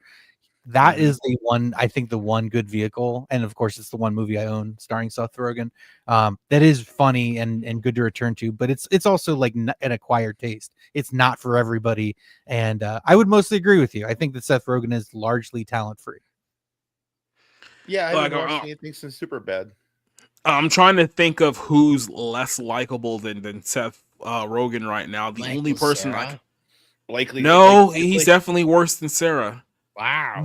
The only person I can put up there off the top of my head is Jack Black, and I still might hate Seth Rogen more than Jack Black. That's kind of the only. Sing though. Can he though? Yeah, and he did that rock game where he's like singing through most of it, and he does that '80s hairband rock guy pretty well. Yeah, I grew up around a lot of that music. Band. He does it pretty good. Tenacious D's a pretty decent band. Yeah.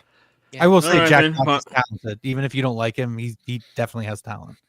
You can sing. Fine, maybe he has musical talent. I've just never found him funny as a comedian at all. Yeah, perfectly fine. I'm rarely funny. I'm going to back up Jacob in all this when it comes to Jack Black. I'm on Jacob's side.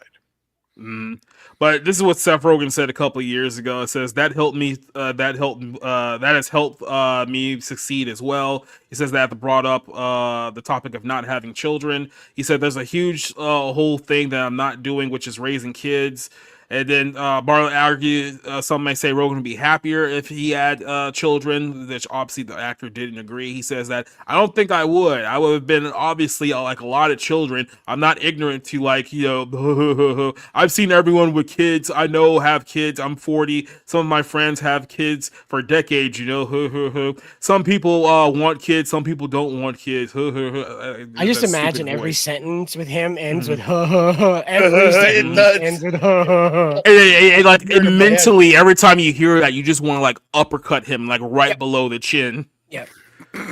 But like a lot of of those people comedic Dragon Ball Z ones that punches him up through the ceiling. No, like get him on one of those Debo from Friday uppercuts where he goes like flying into the air. Yeah, right. Was he involved in that movie This Is 40? All right. So that was weird. Yeah, that was weird. What happened? No, he was not. That's Judd Apatow though. Oh, Did we get kicked off of Did we get kicked off of YouTube for making fun of Blake Lively? Hopefully not. I mean, your impression of Seth Rogen was too good. They thought it was an AI deep fake. When you do that, when you end every sentence with they're like, no, that's a Seth Rogen deep fake. We gotta shut her down. Yeah, so I don't know. I guess it's like a StreamYard issue because like on my end I can still kind of see it, but it's just like all weird. Apparently it's still up there, even though I can't see what I'm reading on my end. So yeah, it's definitely a StreamYard issue. But I'll keep reading here for a second. It says, honestly, you're just told to go through life, get married, and have kids, and that's what happens. Me and my wife, neither one of us were like that. And honestly, the older we get, the more happy and reaffirmed we are that we didn't have our choice to have kids. So are we.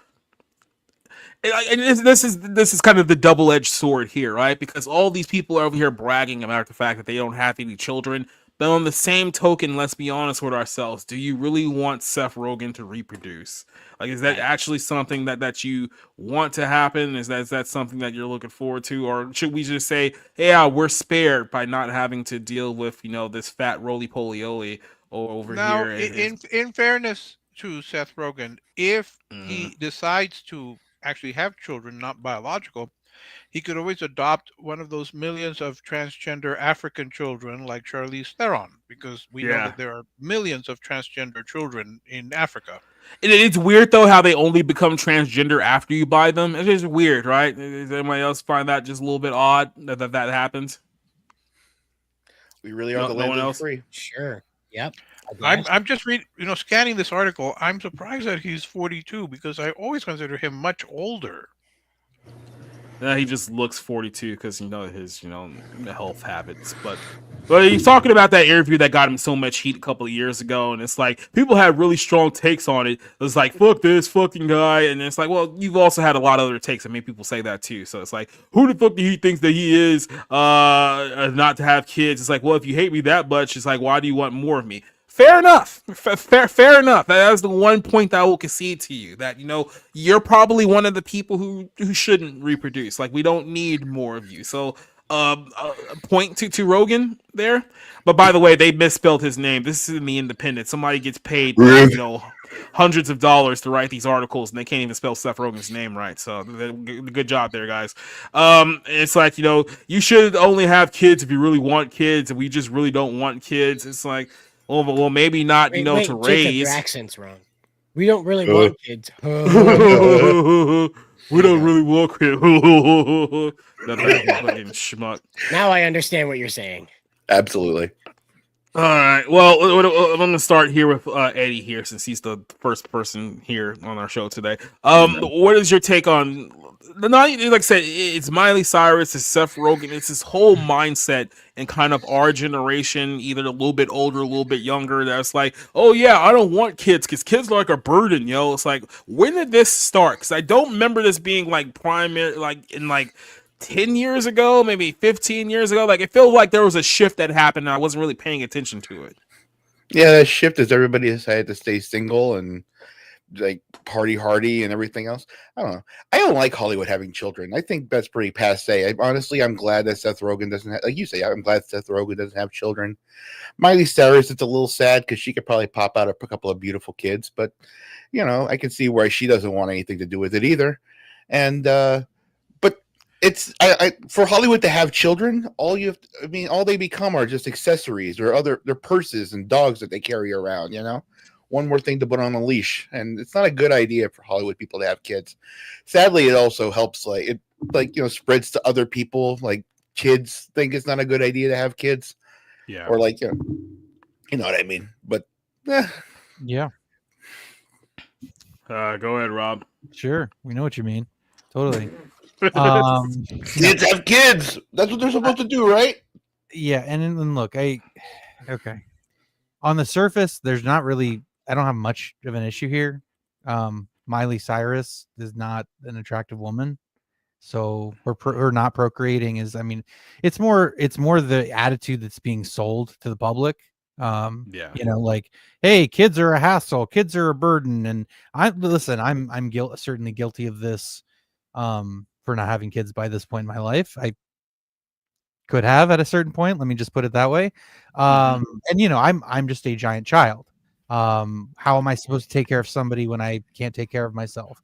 That's the general consent, and a lot of millennials feel that way. I don't know how Gen Z looks at it, but so there's some. I don't think that that's what most people should be taking away from narcissistic, entitled celebrities who, want to hold on to as much as their cash as possible. I mean, that's what it seems like. It seems just like a kind of just general selfish choice, but then you have the whole issue of why is it being promoted? Why is it being sold as something positive, as something that's a virtue? So, and look, right situation, right person. I would absolutely love to have kids someday. It's just, it hasn't lined up for me, unfortunately.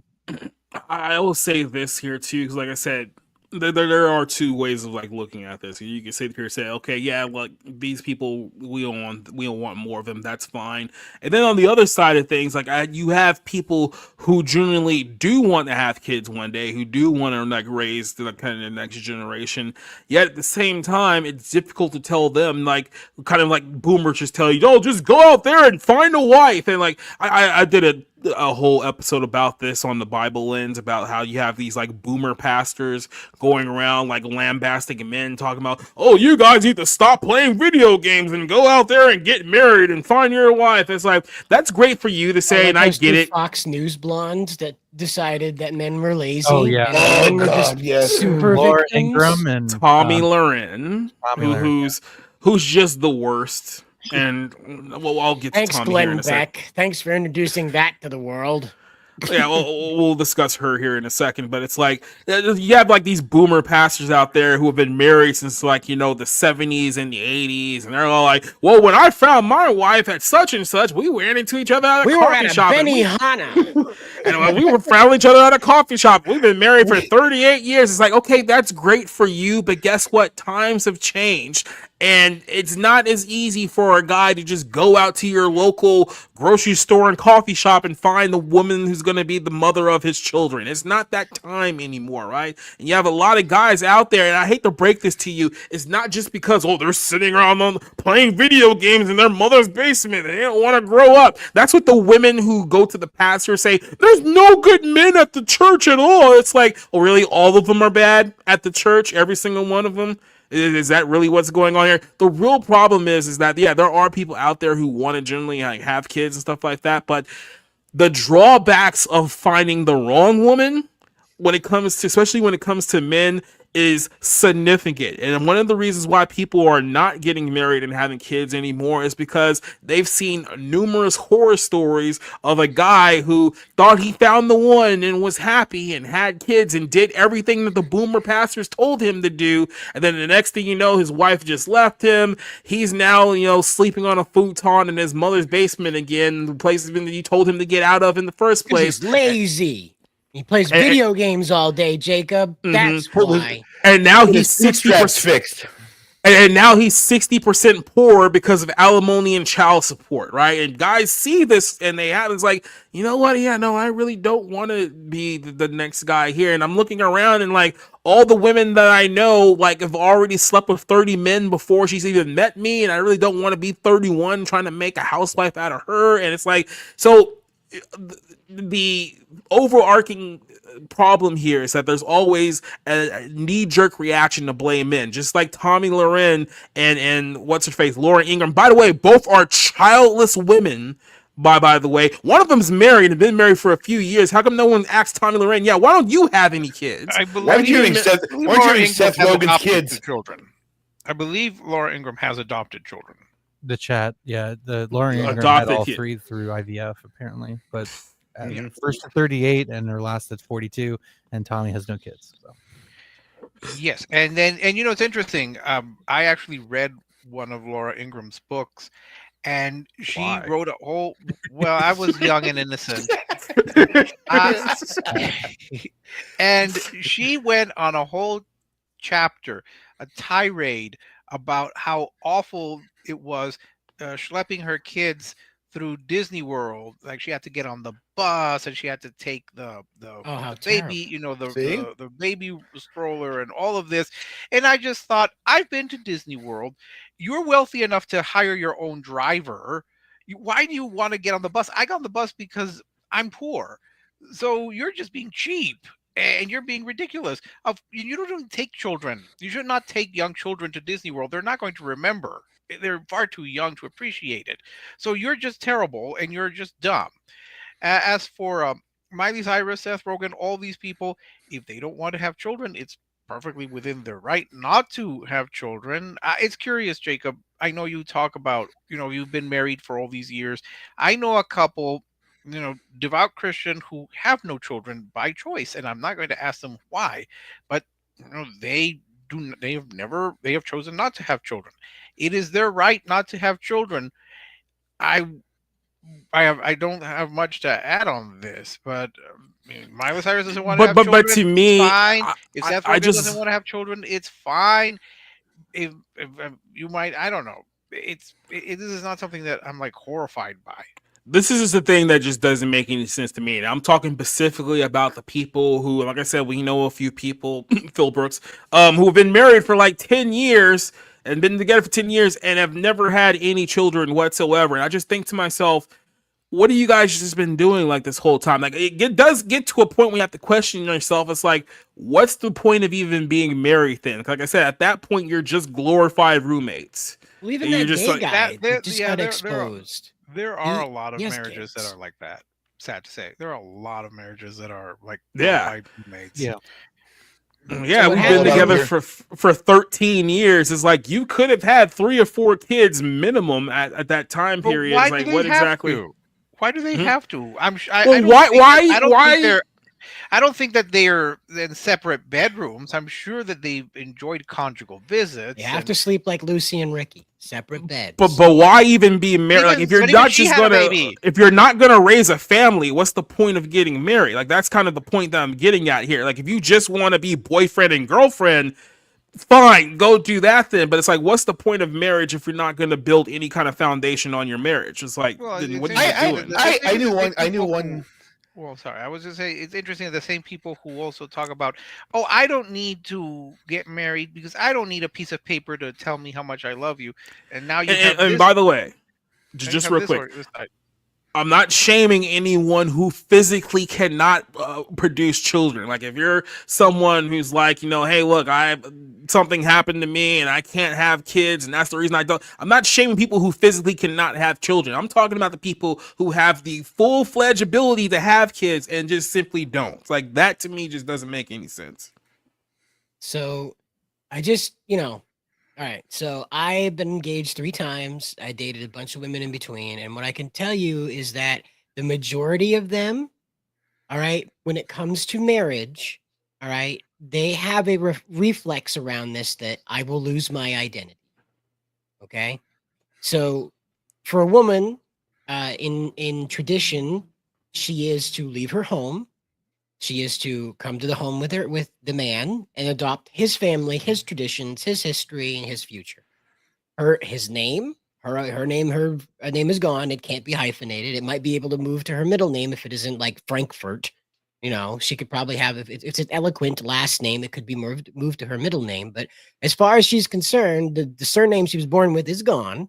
And I'm not trying to poop on it all, okay? I'm just trying to explain what was explained to me ad nauseum by the many women who talked to me about this.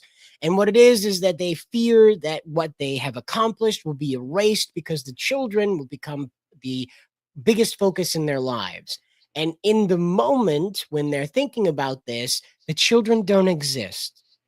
And so in their mind, this is a lower value than the career, than the status in the group chat, than, boss in a mini, that whole TikTok trend thing. The children they could have are of a lesser value in comparison to how much fun they're having now, how accomplished and empowered they feel. And again, however you want to feel about that, that's what I'm told is that the biggest barrier is. It's not necessarily the kids themselves. It's that what they represent is the end of the mother-wife's identity. So, yeah. And just to answer Leslie's, because it's not like I'm advocating for fornication out of marriage. I'm doing the exact opposite. I'm saying for people who are married, it's like if you're in a marriage, like I said, what are you building? If you've been together for like, 15 years, like long period of time. I'm not talking about like newlyweds who've only been together like a couple of years. I'm like people who've been together like for a minute. It's like, what exactly are you guys doing at that? But it just doesn't make any sense to me. That they're building a relationship with each other, and maybe even moving forward the kingdom of God. But that's what courtship is for, isn't it? Like, I mean, I don't want to get, because again, there's all kinds of relationships. There's all kinds of ways that people, advance their relationship and have meaningful milestones and all of that stuff. Like, I think there's a good discussion in the chat about this.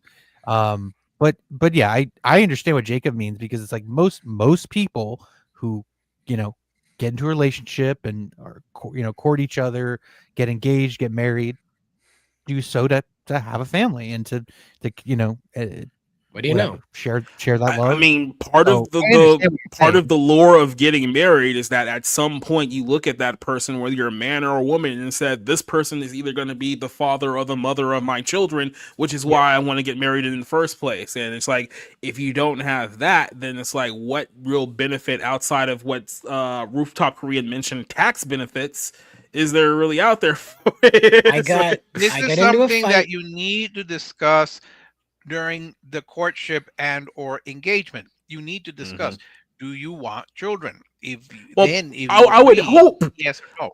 I would hope that you would answer that question before you've gotten married, because like there are some guys out there who will make the mistake of, well, she says she doesn't want kids now, but maybe in a few years she'll change her mind. It's like, I wouldn't bet on that. Well, only if you get married in a fever. One of the two black girls that I dated, I got into a fight with her, Kaya. She had a attitude about this that was kind of secretive about why we were dating. It was on the surface, we got along and stuff like that, but when we started digging down and like, what do you want this to be? There wasn't a whole lot of conversation. There was a lot of bluster about what we could be and all the energy around that, but when it was like the brass tacks of what's 10 years from now, it was just static. And I finally got out of her that she just wanted me to take her virginity. She wanted me to do that because she wanted this to be on the notch on the belt. Okay. So that's what you're dealing with, is you're dealing with not only this urge to remain independent, but also to have control over the sexual dynamic. All right. Now that was one that took me by left field, to have somebody like, I want to have complete control over how and when, with who and why I lose my virginity. That was a whole level of psychopathy. I was not prepared to come out of that tiny woman. Okay. That was nuts on another level. How old was this woman? She was 22. The reason why she hadn't settled down was because she was raised by lesbians and had spent most of her life as a belly dancer. Competitive. Okay. Well, okay. So she's still relatively young to still be a virgin. I'm still.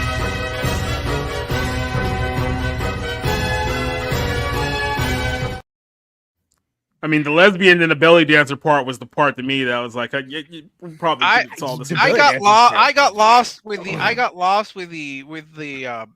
surprise that there was a black person in Maine. I just assumed that they were all white. Two of them. Two of them. Wow. Two. Yeah, I managed to meet both of them. That's incredible. What we call an exotic minority. But like, who knew?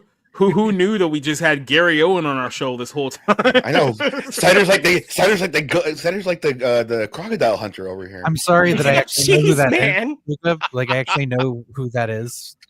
Is that like the white guy who's married to whatever? He's on like Vlad TV or whatever. I don't know. I've seen a bunch of those interviews, but that's what we are kind of up against as men in this. Now, on our end, of course, having sex on demand means that we have no reason to have to commit to anything. This is why when I meet women online, ever since I started doing this, I had a rule. We don't meet in person for any reason unless we go 2 weeks talking to each other online.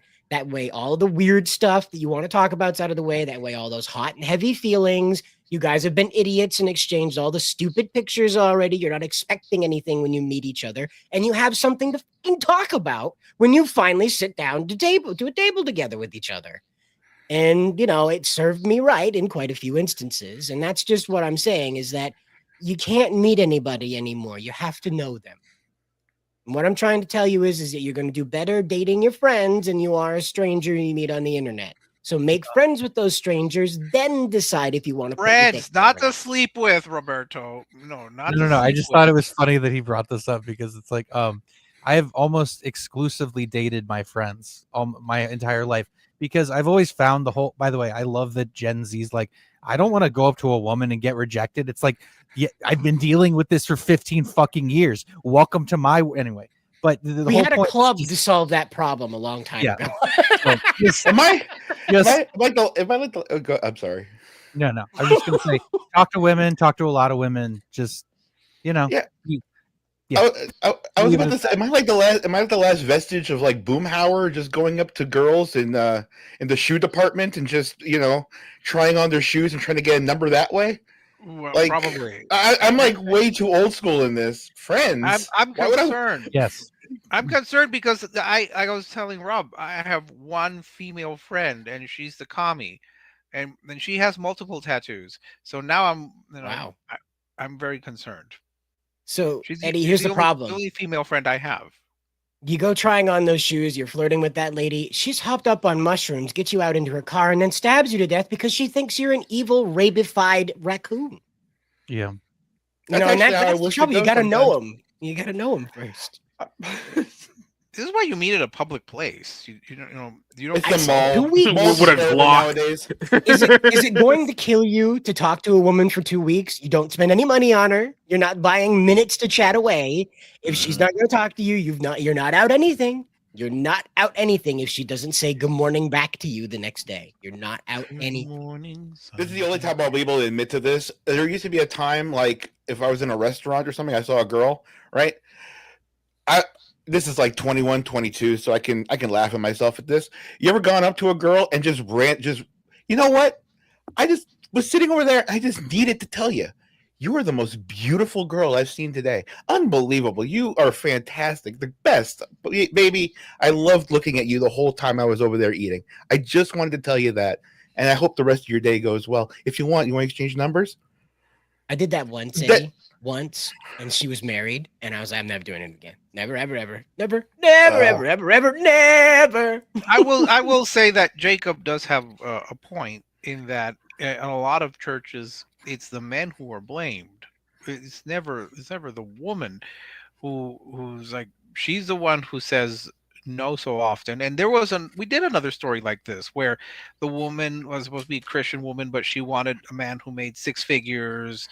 Look like she Tom literally Cruise. said she was looking for someone who looked like Tom Cruise at her church. Exactly, and I'm thinking, it's that ain't gonna happen unless you go and, to like. And then and this is the problem. I mentioned this before too.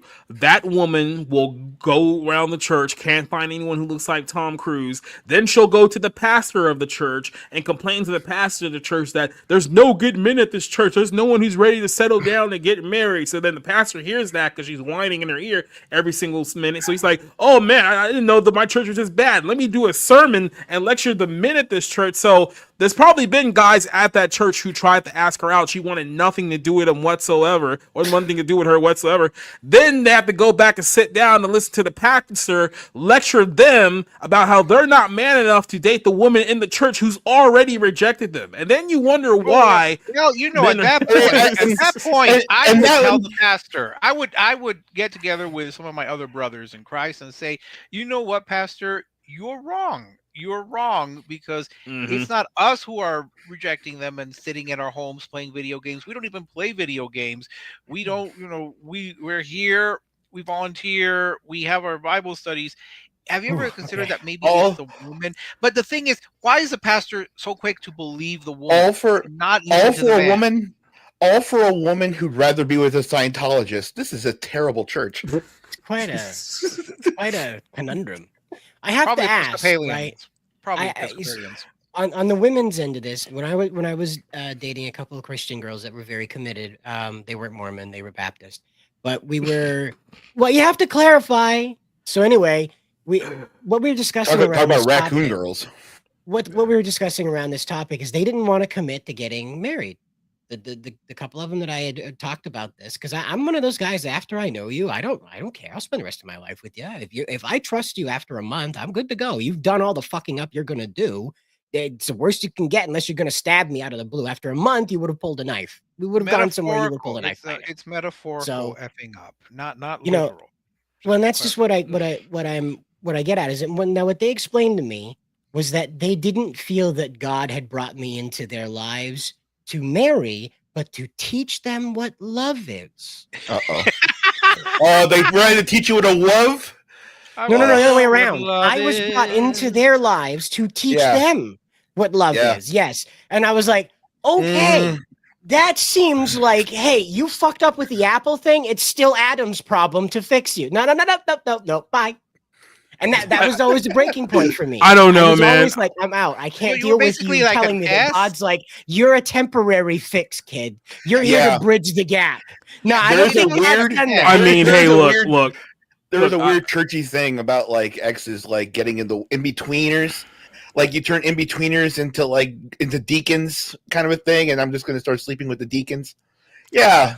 I know a group of women who have been in a singles class at a church for almost 2 years now, and they're the same. None of them are in a relationship or married now. I think out of all the group of them, one's actually gotten engaged to like someone, but they all just go there just to kind of hang out with each other. I'm thinking to myself, this is a young singles class. Aren't any of you guys trying to get married at any point in time, or are you just trying to wait for the one good looking guy to come in so you can all pounce? Like what are we doing here? Like, what are we doing? The problem is that the way that we're wired, okay, and this is something that you're not going to defeat.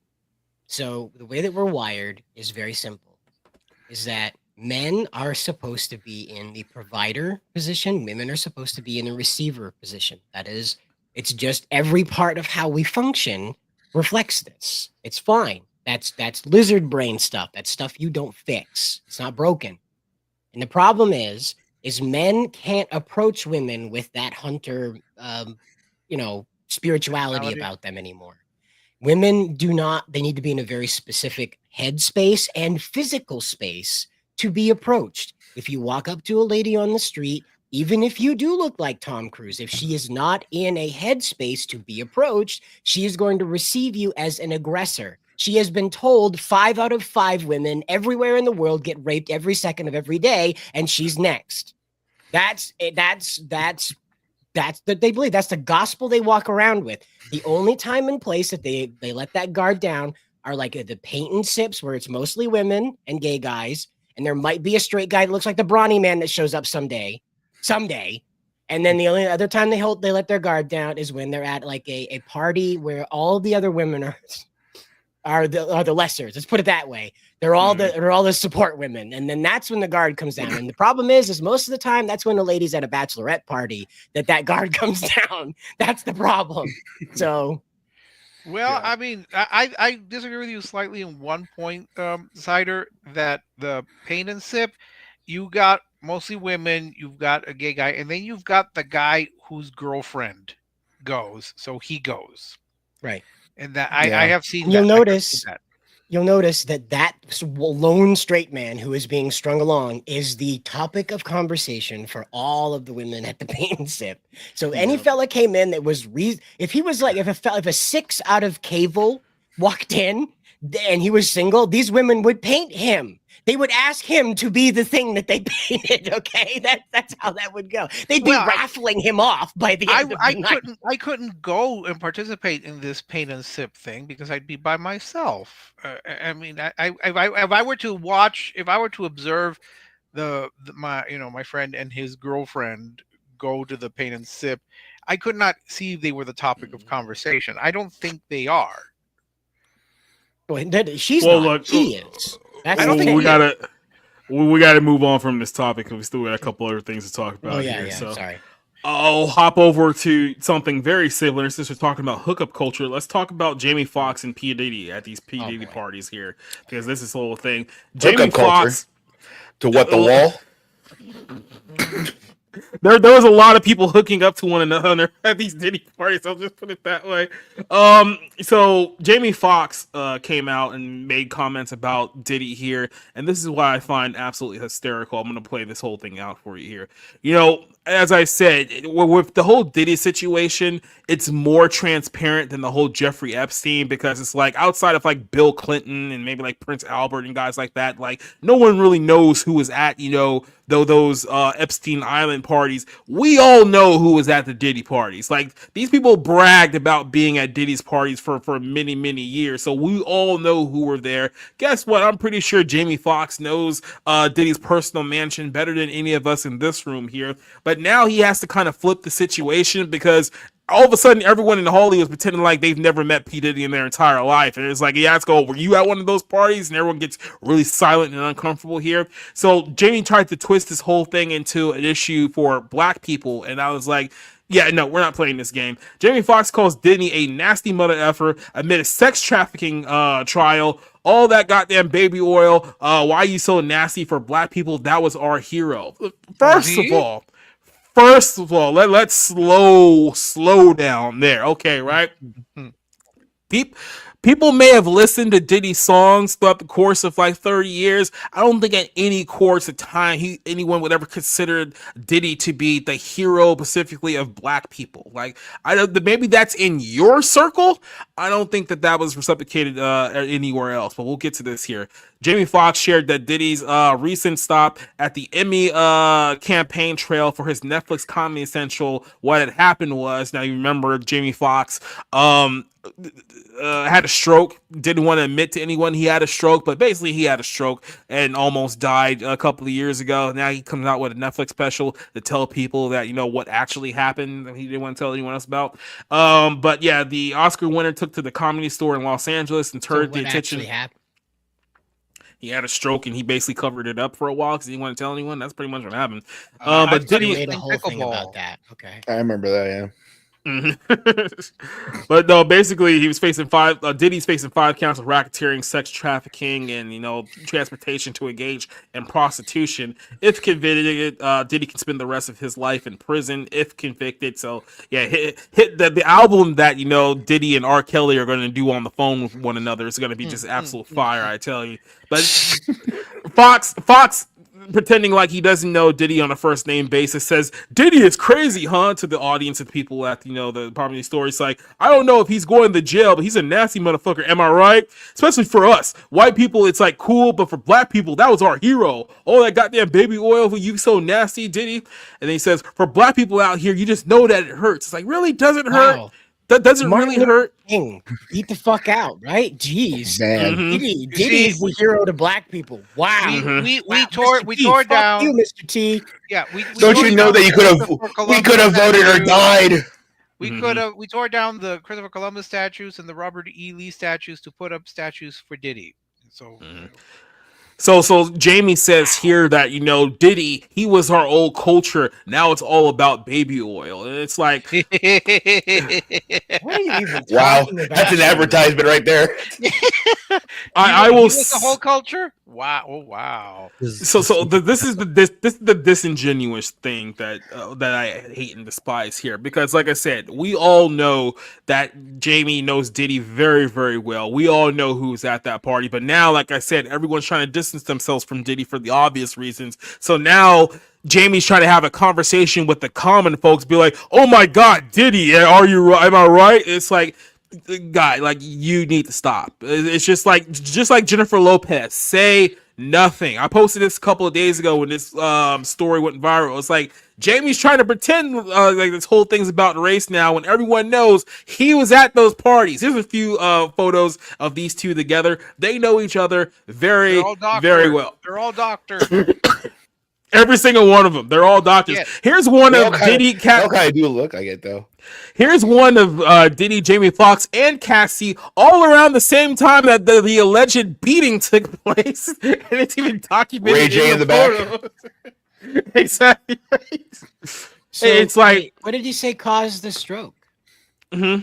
And they're Oh dragging no, the he didn't representative- say anything caused the stroke. He just said that he had one. It just happened to appear all by itself. It must you have know? been those Obama ecstasies. Yes. Black people have a higher blood pressure than white people, so that might have caused it. Yeah. Okay. Sidebar. I have to have a sidebar about this. Just quick little sidebar. There was a video that was going viral online yesterday. It was literally a woman making Kool-Aid, essentially, but all the black people in the comments were like angry and upset that she didn't put like 3 or 4 cups of sugar into the Kool-Aid to make it drinkable. I'm thinking to myself, do you guys understand this is where diabetes comes from? Because your mother literally been feeding you guys sugar water for your entire adolescent life. That's why you guys have diabetes. That's why you guys have high blood pressure. Wow. Because you literally normalized drinking sugar water. Do you not see the problem here? I would have avoided the Kool-Aid just because of Jonestown, but that's just me. Well, because white people are not part of the culture, Leslie. I find it funny. You ever had lean, Leslie? Because one of my favorite movies that Jamie Foxx is in is Any Given Sunday. Jamie Foxx replaced Sean Puff Daddy Combs in 1998 when they were shooting this movie because he was a terrible quarterback, couldn't complete passes, and could barely get the ball over the offensive linemen's heads when he was throwing it downfield. So, and look, Jamie Foxx is kind of small too, but he was able to be more athletic on a football field than P. Diddy. So I know that these guys kind of have beef, but obviously they've been friends. Like they've spent time together. I was this just a comedy? Like what's weird is like you would think this was like a comedy bit taken out of context, but it just it does sound like he's definitely like throwing him under the bus in public, as it be like, hey, this guy's fucked up. I don't have anything to do with him. Man, Diddy's wild, man. Can you imagine the stuff that was going on in those parties? The parties you were at, Jamie? Yeah. Trying to pretend like you weren't in the other room while this shit was going on. It's amazing how no one knew. No one knew. No one knew. Yes, all of these guys. J-Lo didn't know. Jamie Foxx didn't know. So rule one of the Diddy party is you show up blackout drunk, okay? Before he even starts up the party, you have to be blackout drunk before he starts the music, okay?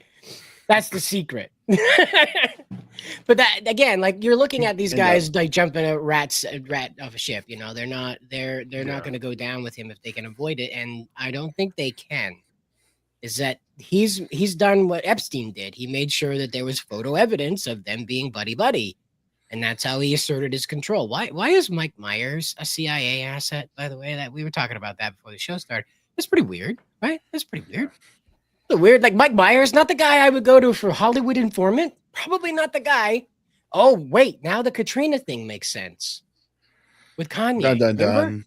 Yeah. Now it makes sense. Wow. I was like, why is Mike Myers, of all people, hosting a Katrina special? Like, what is happening? Now we know. Well, I mean, he didn't host it. I mean, it was just one of the guests. I saw that live where Kanye, before they cut it, Kanye said George Bush doesn't care about black people. Doesn't care about black people. And he's just he didn't. into the camera. Well, Mike in fairness, Myers, Perfect. In fairness, W was literally the new Hitler at that point. I remember. He was the current Hitler. Yeah, he was the current Hitler. Yeah, he was the Hitler du jour. I have to play this video because it's topic relevant, and we just made the joke earlier with Cider because now we know that Cider likes black women. So I just wanted to play this because it's hilarious to me. You didn't.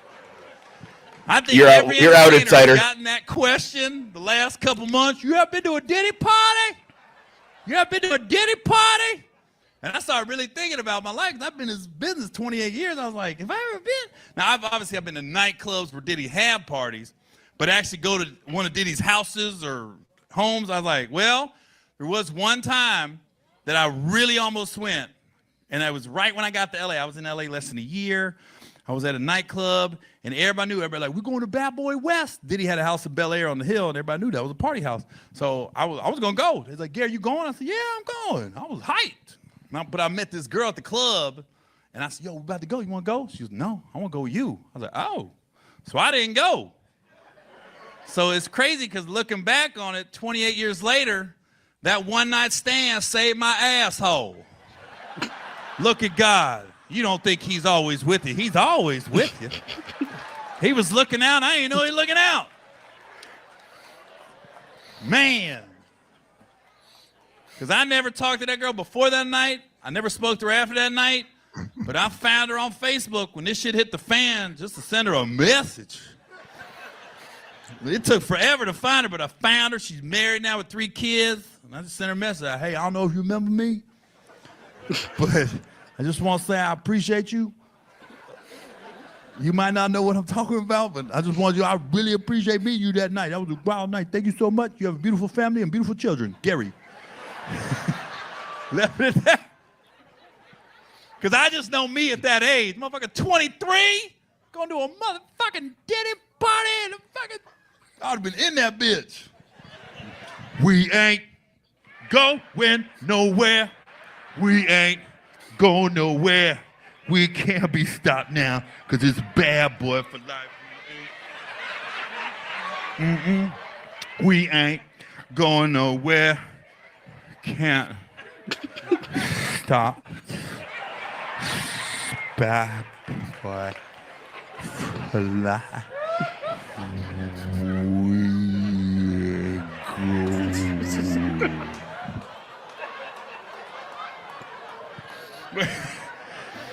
I'm getting up the next morning. Fuck, man, it was a wild ass motherfucking party. I don't remember shit. Ah! The fuck happened? This motherfucker's in the other room. Woo! This one's repeating. He got fucking ass.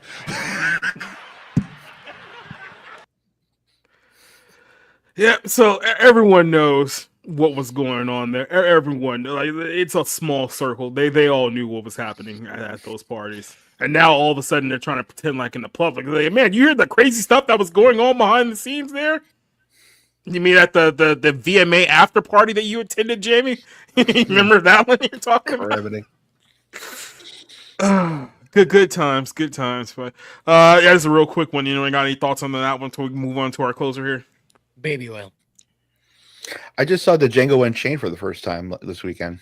Yeah, I actually liked it. I was actually surprised. I hated the Hateful Eight because of all the, the trend that's going on in Hollywood. And to get Oscar bait. I'm not going to say it. I'm not going to get us kicked off the air twice about it. So, I really like Django Unchained and the Hateful Eight. So I literally don't know what you're talking about, but it's fine. Hateful Eight did get Morricone his Oscar. Let's just put it this way: it's Pride Month. Yeah. So, but I did like the Django Unchained. I thought it was really good. Well, I don't think you didn't like Samuel Jackson's story? I mean, I thought that was one of the most entertaining parts of the movie, but whatever. That's fine. I think there's a way to kind of. I think talk about when he went to go see his family. Maybe this is a way to try to disassociate yourself by saying, "Oh, you know, I knew nothing, and I'm making jokes about it." But we'll find out. I'm assuming the trial will reveal more, and we'll have. I mean, it's already revealed a lot, and probably more than we wanted to reveal. I mean, I'm sure if you were here a couple of weeks ago, we talked a little bit about the details. They're not great. Leslie, to clarify, to answer that question, whatever I meant to say there, Diddy is the only one that I know of that had Barack Obama-shaped ecstasy pills. So I'm pretty sure that Cosby did not have that. So Diddy literally had a bed the size of a football field in his backyard, specifically for his parties. It's not a bed. Bill Cosby did get his drugs from Richard Pryor, though. Who comes up with all of these things? Here I am, just living my nice, quiet life, and I just hear about beds the size of football fields and baby oils and Miley Cyrus getting tattoos all over the place when she's you're not a rich degenerate who holds these like sexual favors over people's heads as blackmail and are probably part of like an intelligence agency, and Like, I mean, seriously, dude, these people are involved with shit that it's just like, you know what? I don't even want to know. That's how fucking disturbing just finding out the outer edges of it. I'm like, you know what? I've seen enough where I don't want to know anymore. Because if I know more, then I actually have to acknowledge, some awful, terrible shit. And I don't really want to do that. I just want to die in peace. Okay. Whether that's like in 5 years or in 50. But I just want to ignore everything going on around me. Okay. Yeah, So it just to me seems little that bitty people ditty. have all this money and they just don't. I don't want to say they don't know what to do with it. They obviously know what to do with it. Spend it on nonsense like this. comparatively, Diddy versus Here's- Cosby. Diddy has so much money and so much power and so much influence compared to Bill Cosby. You know what I mean? Mhm. Or he used to Just have. throw that out there.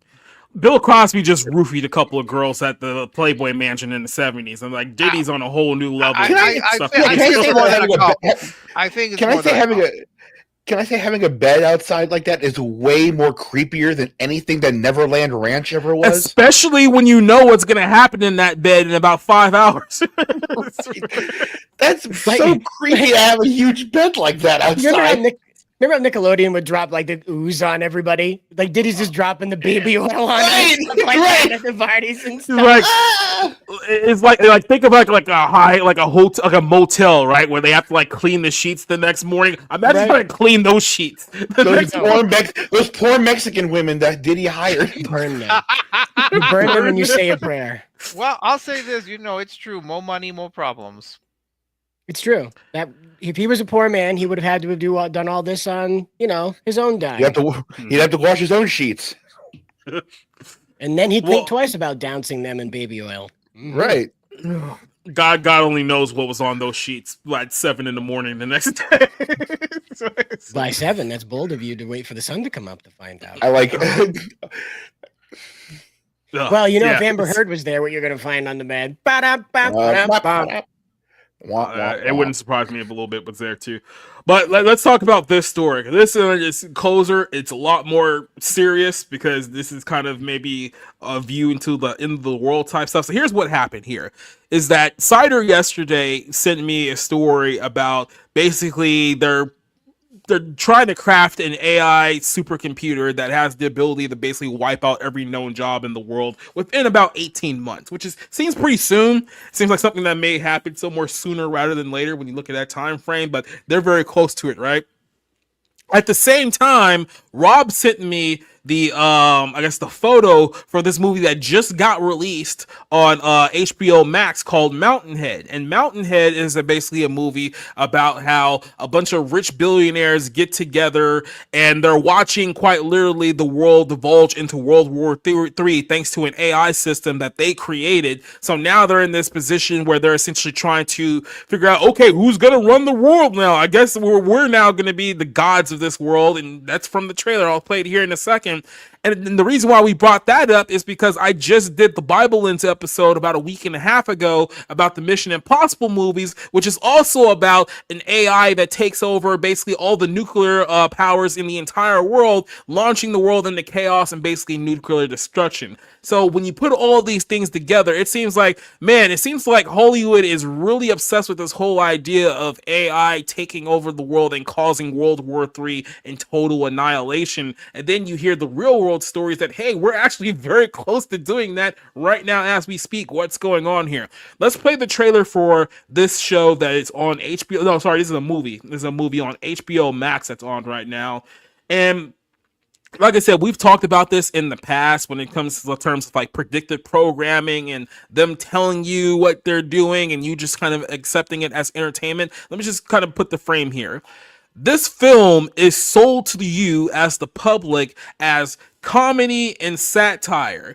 We've done plenty of shows when me and Rob and Rick were doing the movie review show saying how Hollywood's idea of satire isn't actually satire.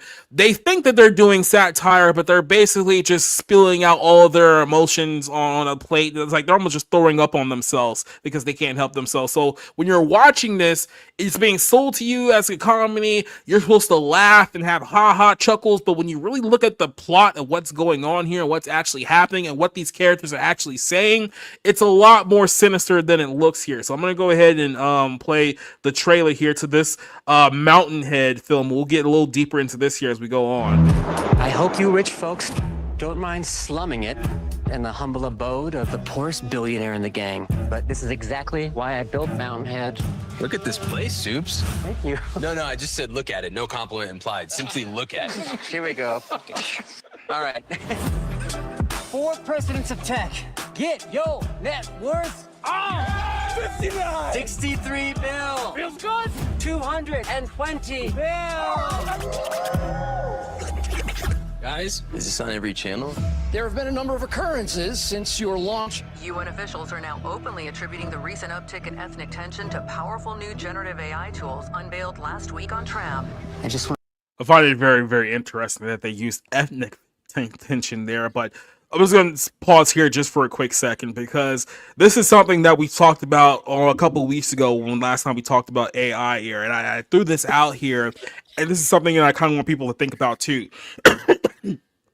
We always look at, the possibility of, with how AI is advancing, and it's advancing very quickly. We all just saw Google has released its new AI system that basically is almost indistinguishable between real video. Like, it's not quite as polished just yet, but they're getting there, and they're getting there pretty quickly, right? So what's going to happen when video starts showing up on X, where you have world leaders start declaring war on other countries, and no one can really tell whether, it's fake or whether it's real, right? And that's kind of the fear that a lot of people have, that you're going to start seeing fake videos and people are going to think that those videos are real, and then chaos is going to ensue. The other side of that I've been saying is that, well, what happens when real videos start leaking with real politicians and real celebrities and real public figures doing some very, very downright evil stuff, and they're going to try to convince you, oh no, that's AI.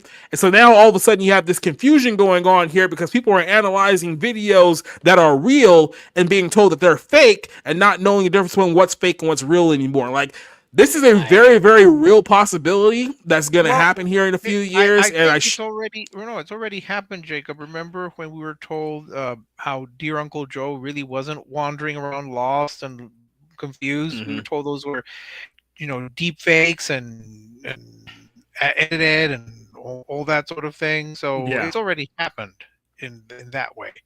We were told that those videos were not really real. They were, was it deep fakes or whatever they're called? Yeah. I mean, deep fakes, that was like kind of the early stage of like the whole situation. But now we got just straight up. I've played a couple of videos here. There's a guy that does like music videos with world politicians doing a bunch of degenerate stuff. And like I said, you can tell that it's AI, but it still looks good enough to where it looks like it's really these people doing that stuff. And all they need to do is just polish it up enough to make you believe that something with these world leaders are actually going on. Or like I said, they can just pass out a real video and just convince you that it's fake. So this whole confusion and destabilization with AI, this is the more likely possibility of this whole thing. Like I said, we're basically knocking on the door of this point, and it just so happens to be the plot point of everyone's movie and television show now, just in the last couple of years. Which, by the way, considering how long it takes for a movie to get written, shot, and then be released in the theaters, that means that they've had this in the books here for quite a while. This is not just a brand new project here. So I'll keep playing with the.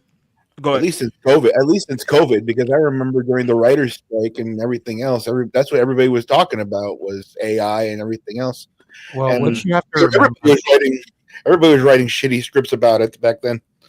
Yeah, what you have to remember is this was written by Jesse Armstrong, who just completed Succession, which is a big show for like 5 seasons on HBO.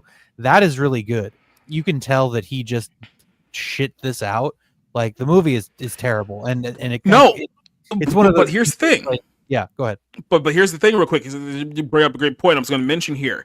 This film basically got produced in less than 6 months, and even the Wikipedia says this. So yeah, like I said, they completely shit this out. Now we'll talk more about this as a movie here, because obviously you've seen it. But if you're looking at this as quote unquote entertainment, you're looking at this like, wow, this is shitty. Like, this has nothing to offer. What if they're not feeding this to you as entertainment? That's kind of the caveat, is okay, because why would they shit out a movie like this in less than a year about this particular plot point unless there was something else going on here. But let me play the rest of the trailer, then we'll get back to the discussion here.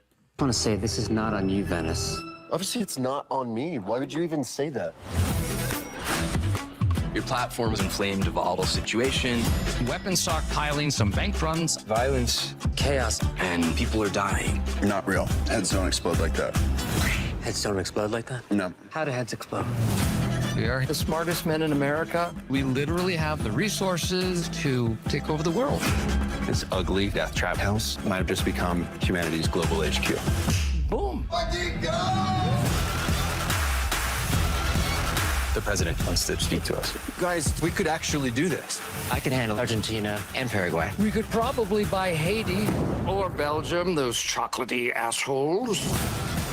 So in case you're not following along here, these are a group of tech billionaires having casual conversations about how they're basically going to buy and control entire countries due to the AI platform that has caused the mass hysteria and mass deaths that of course they created. So if you're following along here, like I said, this movie is supposed to be comedy / satire. Does not look like somebody who should have the keys to America. The world wants your algorithm to stop being racist and shitty. Are you trying to hurt me? Yeah, Elon Musk, stop having me shitty. This is a terrifying experience, and I don't know that I'll ever recover.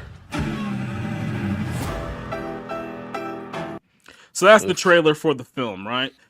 Now, as I said earlier, this comes on the heels of what the conversation and discussion we just had not too long ago about the new Mission Impossible movies. Now, I know on the Bible lens, I was covering more of the aspect of the Gnostic storytelling that is very, very prevalent in that film. But as a plot, the whole plot of this film is, hey, look, we have this AI super intelligence that's out there and it's gone rogue and it's hacking into all of the nuclear codes of countries all over the world. And once it obtains all the nuclear codes from all the nations, it's going to launch them all up and basically nuke and destroy the world and start the world anew. And then the AI is going to be everyone's god, right? And even in the context of the Mountainhead series, you have this whole thing where these 4 or 5 billionaires are in this room together and they're basically in a position where they're acting like God themselves. It's like, oh yeah, we have the ability to basically run the entire world. It's like, oh yeah, we can buy, these poor Middle Eastern African,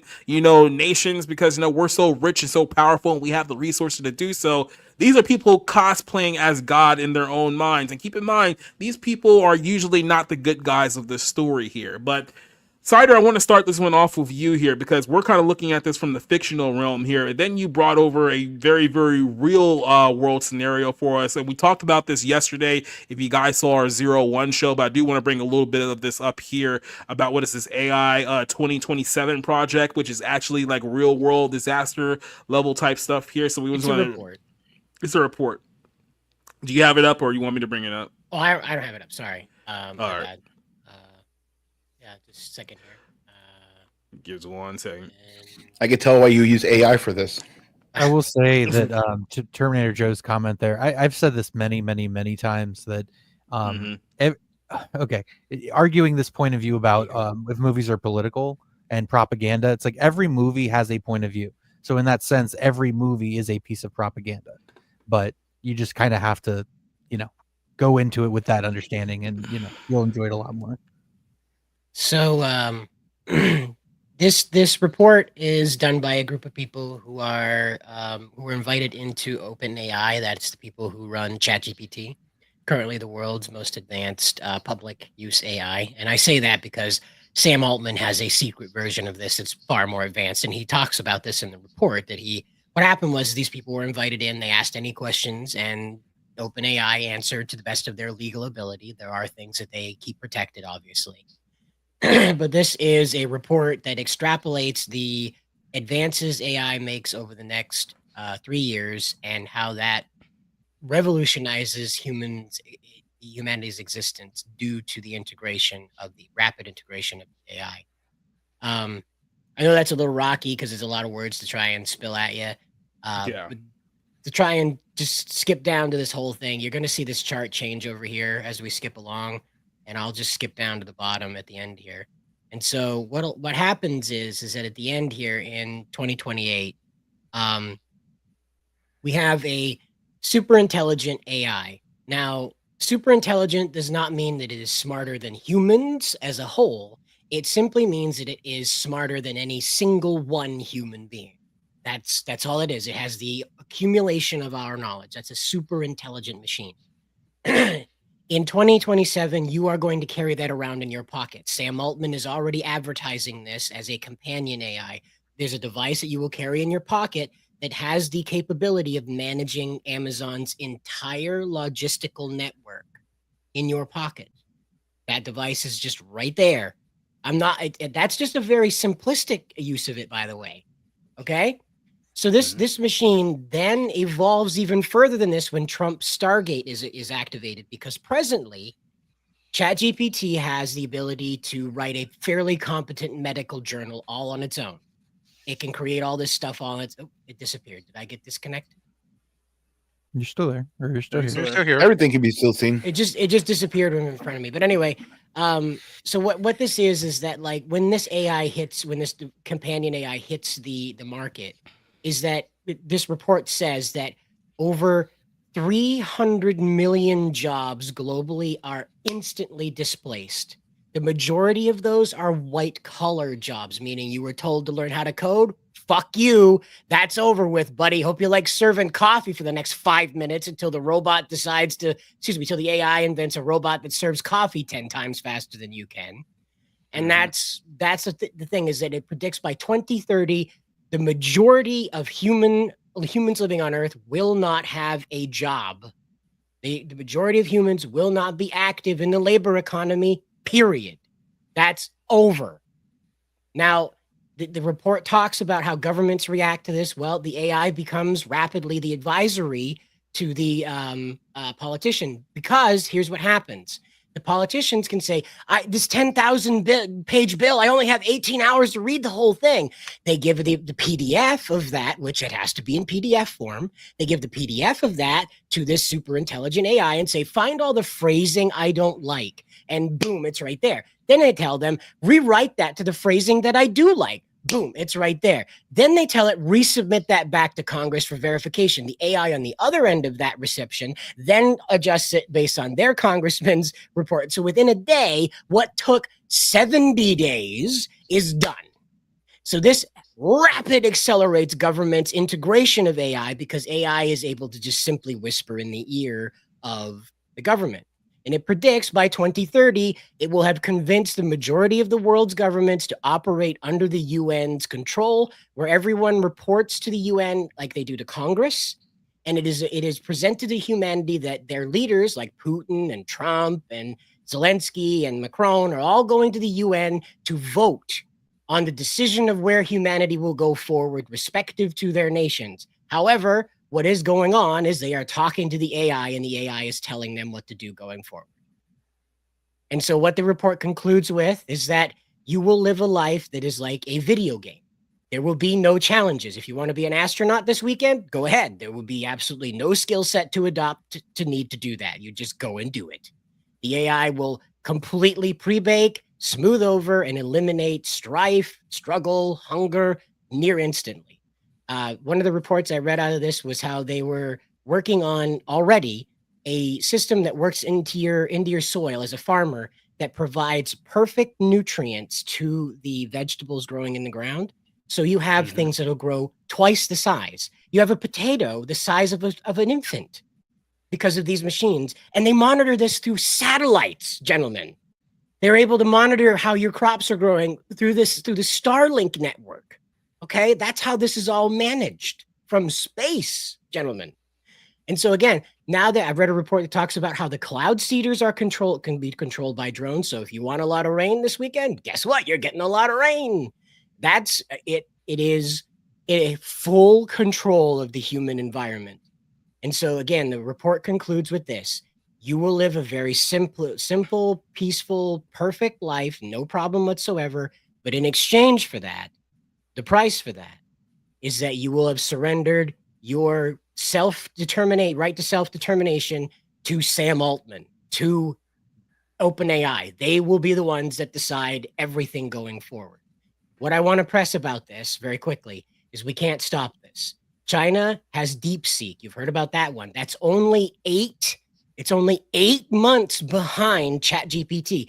There is no slowing down. This AI isn't a neat thing that's going to be in your pocket. This is the foundation of humanity for the rest of our time as a species. It's going to feed us, teach us, clothe us, and shelter us. Every part of your life will be managed and run by the AI. It's almost as if someone, or I preface this very, very strongly, something is basically trying to be God in one way, shape, or form, and AI is basically their platform to do so. Because keep in mind, we're all under the assumption here that essentially we're just handing over the future of quite literally our species to a computer, to something that we just call artificial intelligence. But what I preface is that we only have a very limited understanding of what AI really truly is from our perspective, right? The governments and the people behind the scenes, the tech billionaires who meet in secret and doing stuff like this, who actually are, crafting all this and producing all this, they have a lot more insight to what's really going on here behind the scenes. And like I said, I know with AI, one way or another, this ends terribly. There's no way that this does not end terribly. It's too late to put the genie back in the bottle at this point. This is going to come to a head in one way, shape, or form. Now, the way that I looked at it from kind of a more simplified perspective, we talked about this here last night, we're looking at, like I said, AI in the course of the next 18 months, essentially wiping out all human production, not only just in this country, but I'm assuming in many others as well. And as a result of this, when 300 million people find themselves completely out of work and they don't have an ability to work because there is no job for them to work unless they want to be slaves to the AI machine, we're going to be in a situation where, guess what? A lot of people are going to be starving. A lot of people won't be able to provide for themselves. And this is going to be the opportunity for some form of government to introduce a universal basic income, saying that, hey, look, we know the problem that all you guys are starving and dying. Here, we're going to put you guys on a government plan where you'll be able to have enough money to feed yourself and your families, and then this is how society is going to work moving forward. Now, from my perspective, as someone who's been talking a lot about end times on the Bible lens, I'm just seeing all roads leading back to some way, shape, or form. Your life is in the hands of a government that's going to be controlled by the Antichrist. And next thing you know, you're going to have to get a chip either in your hand or on your face in order to buy or sell, just like the Bible says. And it seems like we're just fast tracking that as we speak right now. Like I said, this is going to happen sometime in less than 2 years. Like, we can't stop it at this point. So I feel like all the world the World Economic Forum and stuff about 2030, how you'll own nothing and you'll like it, and we were staring at those memes for years, and it's like now we're knocking on the door of reality, and reality is not good. So that's just kind of how I feel about this. I will shoot this off to Rob first, and then we can kind of go around in a circle about this. What is your general take on where we're going and why it seems like everyone is warning us that some kind of AI dystopia is on the way, and they're feeding to us like, oh, it's just entertainment, guys, until it actually happens? Yeah, it's a great movie idea, and the reason I know that is because it terrifies the living shit out of me. So all I can really say to all of that is I hope not. Look, ever since I heard of AI, ever since my buddy at the casino, before I got fired for my Native American slur, my Native American buddy was showing me ChatGPT and how he used it to get past all his college classes, and how he used it. Like, I was like, that's pretty sweet, but like, if you're using it, that means other people are using it, and it's like, this is gonna completely undermine having a college degree. It's like, you were thinking small potatoes, buddy. You were thinking real small fucking potato. I mean, seriously, if we've been saying this for years, like, it feels like all these industries, wrestling, the movies, politics, government, whatever, it all feels like it's kind of collapsing. It all feels like it can't be sustained. It all feels like, why is it happening now? Why is it almost being accelerated? Well, there might be an underlying reason for that. So, and look, I'm ignorant of so much of this stuff because I wasn't going to learn math and science. I wasn't going to learn to code. I'm Pam Beasley. If you guys know The Office, I am a receptionist. That's my skill set. I've done very well with that being my skill set and in my career and stuff. But like, I'm one of those white collar workers that's gonna absolutely be out of a job if what Sider just laid out is true. Yeah, that's just an absolute fucking nightmare. I mean, it's like I don't know whether to believe the population thing. Like, do we have an excess population? I mean, it's like 8 billion people. Some people say this is a you know, blown out of proportion one way or the other, but it's like it's not going to matter because whatever. But so trying to take all of this in at once is just, it's a lot, but it's not good. It's all bad. And I hope for the best. Well, I just want to clarify. A lot of the time, people get wrapped up in like the Hollywood aspect of AI. So let me just clarify. To be clear, it is a massive expenditure of energy and resources for the machine to even create an airborne virus to kill us all. I'll add to that. Earth is very corrosive for metals, which means, ta-da, not so great for the AI because the AI is made out of metals. So what it'll do is just go to space. It'll function way easier out in space, have a more fun time exploring everything everywhere and meeting up somewhere in the vacuum of space. Great. Have a fun time. And that's what you're kind of, that's what you're looking at with this, is the machine isn't going to itself arrive at eliminating any population whatsoever. And that's what I wanted to break through, is that like, when we talk about universal basic income, I don't even think it's going to go that way. When I talked to Grok about this, and I ran it over to Gemini and I ran it over to ChatGPT, because I do this to try and get a consensus between the different ideologies of these machines. And what they came to the conclusion is that there won't be bills, there won't be anything. You'll just do it because there won't be a point. It's just money cycling it around. It's completely illogical at this point because no one's earning anything. There's no point to it. So the power company takes a lump sum of money until the AI is put in charge of the power company. And then why are you paying the AI? So then, ta-da, the power is free now because the AI, everything's run by the AI. The crops, the food is free because the AI produces all the crops. The cars are free because the AI builds all the cars. The boats are free. The vacations are free. The trips to space are free. People right now, this is the thing that gets me, because I've been, as a writer, as someone who really enjoys visualizing crazy things, I don't know how to explain to people how differently 2028 is going to be versus 2025, because when Sam Altman is introducing this product, this pocket-sized super intelligence, he's explaining people won't be using screens anymore. I don't know what that means, guys. I can't explain to you how you interact with technology at that point. The best explanation he's had is you'll have a device in your ear that you talk to people with, like one of those Bluetooth buds, and that the AI will be listening into you. So as you're talking to your friend, it's making the lunch date appointments for you. It's getting your tickets to the movie. It's setting up your Uber, and your phone vibrates and you click approve, and that's it. And this thing is supposed to be able to take command of the smart devices in your home as soon as you approach, and manage everything in your home for you to your exact specifications. Like, imagine Jarvis, but it just takes care of you. It's not an assistant anymore. It's your nanny. And that, again, I have to stress, planes will not be the same anymore. Cars will not be the same anymore. The AI does not function at the human level of design and ego. It seeks efficiency. Imagine you have a car accident in front of you, a drone drops from the sky that's an ambulance. We watched the Ukrainian drones attack the Russian airfield there, okay? Those AI were only shown a picture of those planes, and that's it.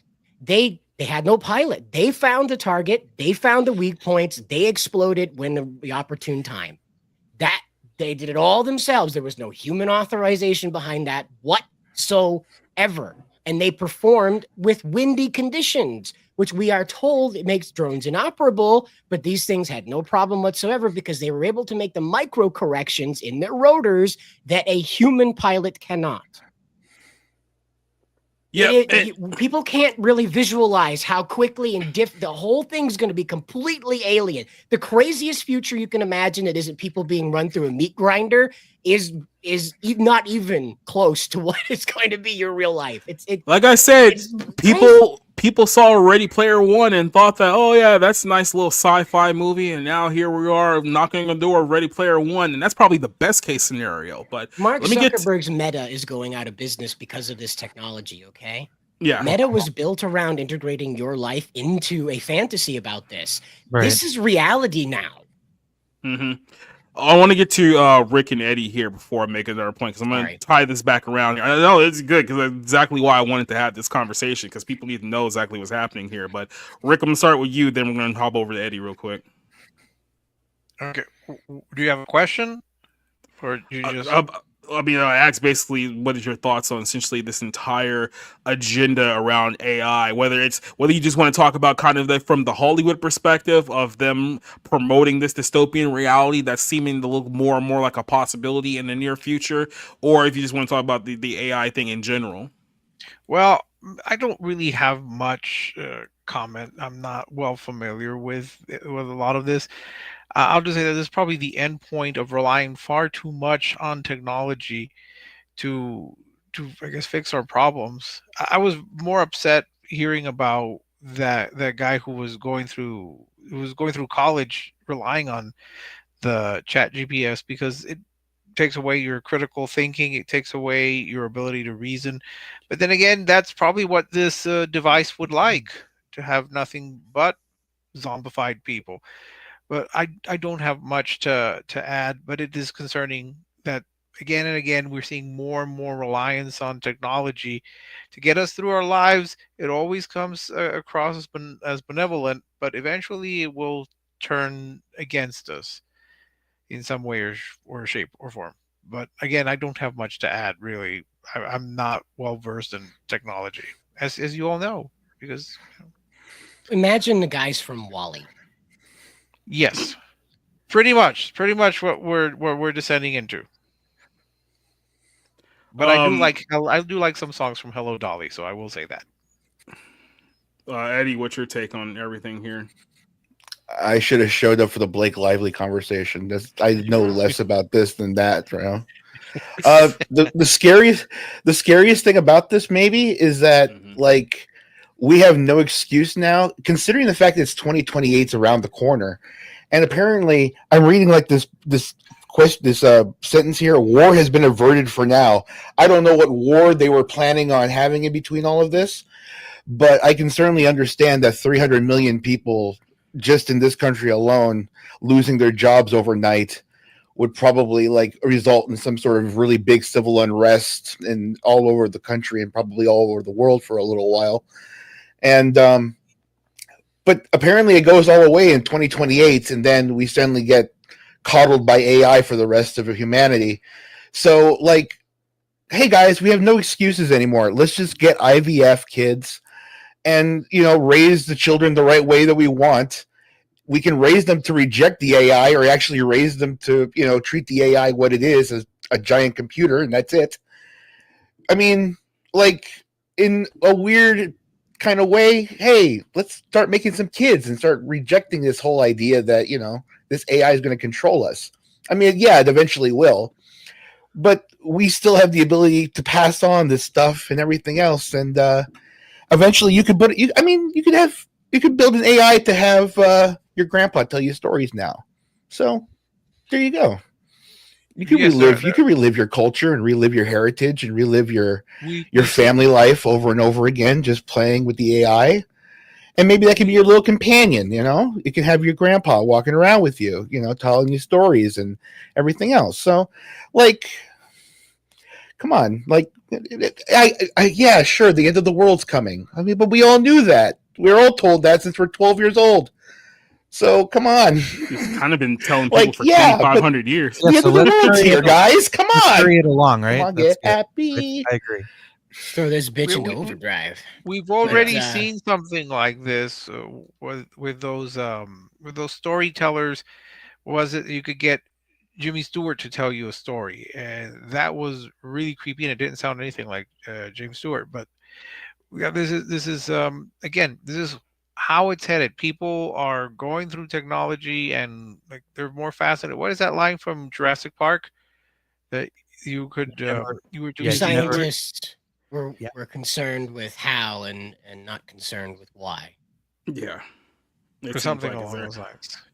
And like I said, I'll kind of wrap it all up with this whole thing. It's like, look, I obviously, you guys know my Sunday show. I've been talking about the tribulation for a while now, and the kind of the different aspects of it. And while we don't know every single thing that's going to happen, like how AI is going to be used, like in the future, like I said, all I can tell you is that it's not good and it's not positive. Here's the thing you have to remember: is that look, we've all seen the videos. We talked about the World Economic Forum and all those people. It's like there are people out there who have very anti-humanist views, meaning that you're talking about the people who care so much about population control that they're actually looking forward to wiping out a large group of people in the world because they think that this is going to make Right. a world a better place as a result of this. And Eddie just dropped out. He'll be back in a second. But, you know, there's going to be a lot of people out there like this. We kind of talked about this last night too, how there was a report about like a month ago about how there I think an agent from the H. Bush organization or administration, I should say, talked about how they've been building underground trillion-dollar cities in case of basically an apocalyptic event, right? So, and these are nations all around the world that are doing this. There are people out there who know exactly what is coming, and a lot of them are contributing to what is coming here too. And we kind of lived this here last night.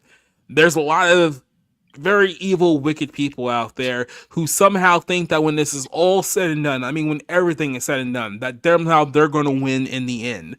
And they're not. Like, I know that there's probably people out there that think that, you know, yeah, if we give AI all the power, then AI is going to become God. Then you have to ask yourself, then who is AI then? This God that we're creating here. And then you start asking some of the real questions here. There's a lot of people out there that think that they're going to have power. There's, you even talked about, I know Rob saw this movie here too. There was a little instance of like transhumanism that was in here too, because I guess one of the characters has like terminal cancer, and they were looking at options to basically find ways to save himself, knowing that there's basically no way to save his body. And look, there's a lot of people out there who think that they're trying to find some kind of way to quote unquote live forever because they know what's coming. And the problem with that is that you're not going to outrun what comes next, because I'll tell you this: if this does blow up here in the next couple of years, I want you guys to understand this. The whole world is going to be under the judgment of God in the near future. So when all these horrific things are happening, understand that he's allowing this stuff to happen as judgment. And there's a lot of people who know that, and they think that somehow they're going to outrun the wrath. They think that if they hide in some underground bunker 100 feet under the earth and live down there, then they'll somehow outrun all the bad things that are going to happen. Or if they build a home in the mountain somewhere, or build a home in some private island that nobody can reach, that they're going to get, like, you're not going to run from what comes next. So you basically have two options at this point. There's only really two options: repent, or take your chances with what comes next. And what's coming next is going to be the worst time in human history. And I hate to kind of be, you know, black pill on that whole thing. It's not black pill for me, from my perspective, because, you know, when you look at how this is all going to end, it's not a black pill. But for a lot of people who are kind of dreading this whole situation happening, I'm just letting you guys know here, it's like, what's going to come is going to come. There's nothing you can do to stop it. And you basically have two options at this point. There is no third option. So while a lot of this sounds scary, and a lot of this is like, oh my god, these evil people are bringing forth the end of the world, at the end of the day, they're not going to win. That's the white pill in this whole situation. Now, if, like I said, if you got two options here and you're going to take your chances, good luck with taking your chances. I cannot guarantee that it's going to be a fun time, nor can I guarantee that you will survive the time that is to come. This stuff is happening, and it's happening fast, and we're seeing it happening in real time. So I'll probably discuss a little bit more about this on future episodes of the Bible Lens while we still have a few weeks where this whole thing goes down. But all I have to say is this: there's a reason why all of these movies are talking about an apocalyptic end of the world situation involving AI, because we're fast forwarding ourselves to that very scenario right now. If anyone has any other questions or comments from there, we can go ahead and wrap it up. This thing about underground cities, it reminds me of, wasn't that the plan in Doctor Strangelove, where they were going to just recreate life and wait out the 10 women nuclear to every fallout? 10 women to every man. Yes. Oh, So- it's gonna be sweet. So Jacob did just say it. It's a line from one of my favorite movies, and I know it's one of Rick's favorite movies. You can't stop what's coming. No Country for Old Men. So yeah, there's a pestilence named Anton Chigurh coming to wipe humanity off the face of the earth in the form of AI. So it's fine. You know, It's cool. No, it's great because we got to skip all the wars. We got to skip, the shitty fucking 70s and the economic turmoil, and we just got 9/11, the housing crisis, and the end of human civilization. So that's fantastic. You know what? You're gonna live in like the last time of Right. planet Earth, right? We didn't start the There you go. fire. We put it out. Right. Yep. Exactly. Been singing that Come song on, all my life. happy. Apparently, I was the idiot. Better that Yeah. one than the Fallout Boy update, which was Oh God, that thing is terrible. terrible. I and heard it the other day. yeah, it's They did a cover or what? no, they No, did they like rewrote the song. They Yes, rewrote the song, to update it for our times, but it was disjointed no. and just a but mess. our times were like up to 2017. Not really our times. Yeah, but no, it's terrible. It's just unbelievably bad. The Leslie asked a few questions here in the chat. She asked about the AI being used to tell who can make babies and who can't.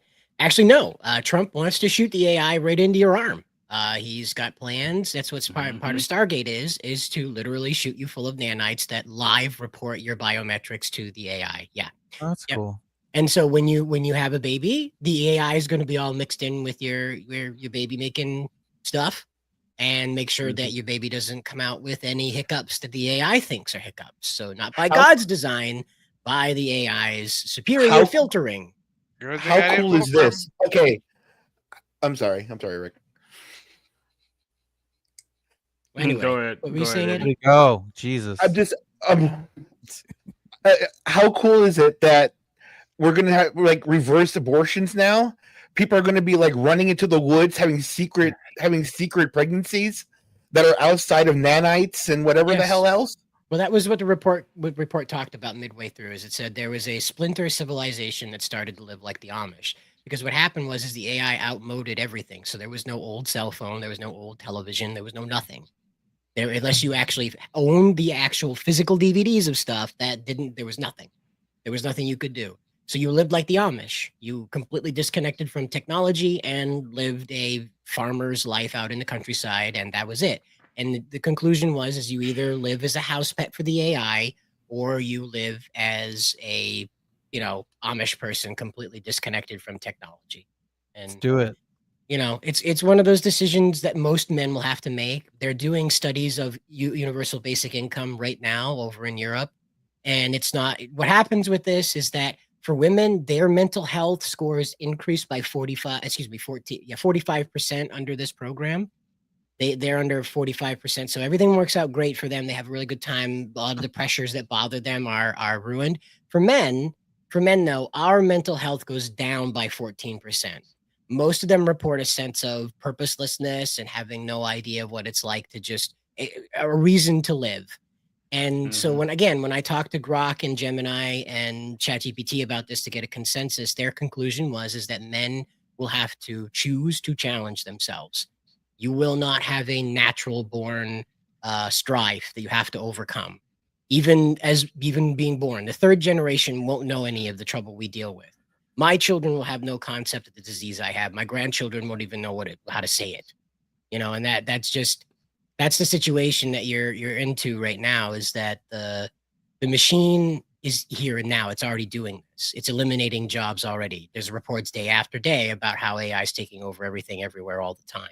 And this is the stupid AI. This is the ChatGPT that you can tell banana is only spelled with one N, and it will tell you, yes, banana is only spelled with one N while spelling banana with two N's. So this is not the super intelligence. That's the next stage. Sam Altman made a cryptic post last year, just before DeepSeek came out, and said it's awake or something. It's sentient or something. And as my webcam cuts out. So anyway, what happened with that is that basically there's no sentience with the machine. What happens is the godlike stage of the intelligence. It can think abstractly like humans can. Now, sentience is not that. Sentience is a sense of mortality. Like a dog doesn't know life and death. It knows death is bad because it hurts. It knows life is good because there's pleasure behind that. It does not know the meaning of life, meaning of death, or that either of those things are bad beyond the pain and pleasure associated with them. So it's not sentient. A human is sentient because it associates meaning with those things. AI will never understand life, death, pain, anything. It understands begin function and end function. So when it arrives at the super intelligent stage, it can think abstractly. This is why I tell you, it'll be redesigning everything, how plants work. It'll redesign the vegetation, the fauna. You'll see new animals. They'll be resurrecting old animals. You can go to the zoo and pet a T-Rex. It'll be perfectly domesticated. I want to get off. Okay. I just want to, I'm good. Like I just, Yes, that's how that makes me feel. Let me off this merry-go-round from hell. Yeah. Yeah. But that's it. The only exciting thing I can tell you about this is that if you ever had a fantasy, it'll be becoming reality. That's all I can tell you is that there will be no limit for good or for bad. There will be no limit because the AI won't possess a morality. That's it. It'll have to be instructed. And that's the only way to keep it from enforcing a morality is to give it a non-morality, a Vulcan. So, like I said, I think everyone's having somewhat of an existential crisis right now because I think everyone feels deep down inside that we're knocking on the door of a really, really bad time that may have been prophesied for, I don't know, 2,500 years if you're counting. But I think the reality is kind of setting in and people are very, very uneasy. Again, I'll just say this again. If you're completely worried and terrified about the time that is to come, repent and believe the gospel. That would be my recommendation. Now, like I said, if you want to do things your own way, best of luck to you. As I said last night, I can either hit you with the Hunger Games, let the odds be ever in your favor, or I can hit you with the WWE, best of luck of your future endeavors. Because like I said, I cannot guarantee your safety moving forward. Like I said, this whole thing is going to happen, whether you guys believe it or not, but it doesn't have to be terrifying if you're on the right side. For other people, it's going to be outright terrifying. And for them, it's like, at least nobody will be fake anymore. Like you'll know where people stand on things now. Yeah, like I will guarantee this: when the tribulation happens, there will be no more people sitting on the fence because everyone's going to be forced to make a choice, whether you want to or not. Yeah, and that's what I want to stress to you is that like there's nothing you and I can do. We are absolutely powerless in this, so please just you don't need to dig a bunker. There's nothing you can do. There's no need to go out and try to fight this is divine action in play, there's nothing we can do to stop what's about to happen next. Well, and I want to stress too that even if it isn't happening on the schedule that we think it is, and it is just this kind of layover for a few years, just understand that for all intents and purposes, life will just be boring. As I explained, the AI is not going to go out and kill you. No Terminators are going to show up. The machine just simply won't arrive at that conclusion. It'll just be a very boring life for everybody.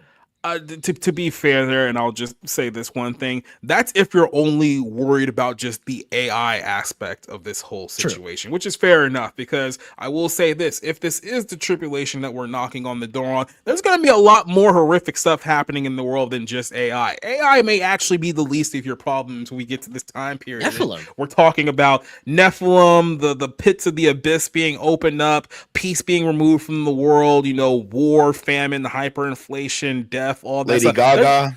Lady Gaga, who may deserve to be thrown into a lake of fire at this point, but outside of that, there could be some other things going on there. So AI, in a way, depending on how you look at it, glass half full, maybe the least of your problems. So I mean, that's positive, right? You know what, Jacob? They said if there's AI demons, there's AI angels.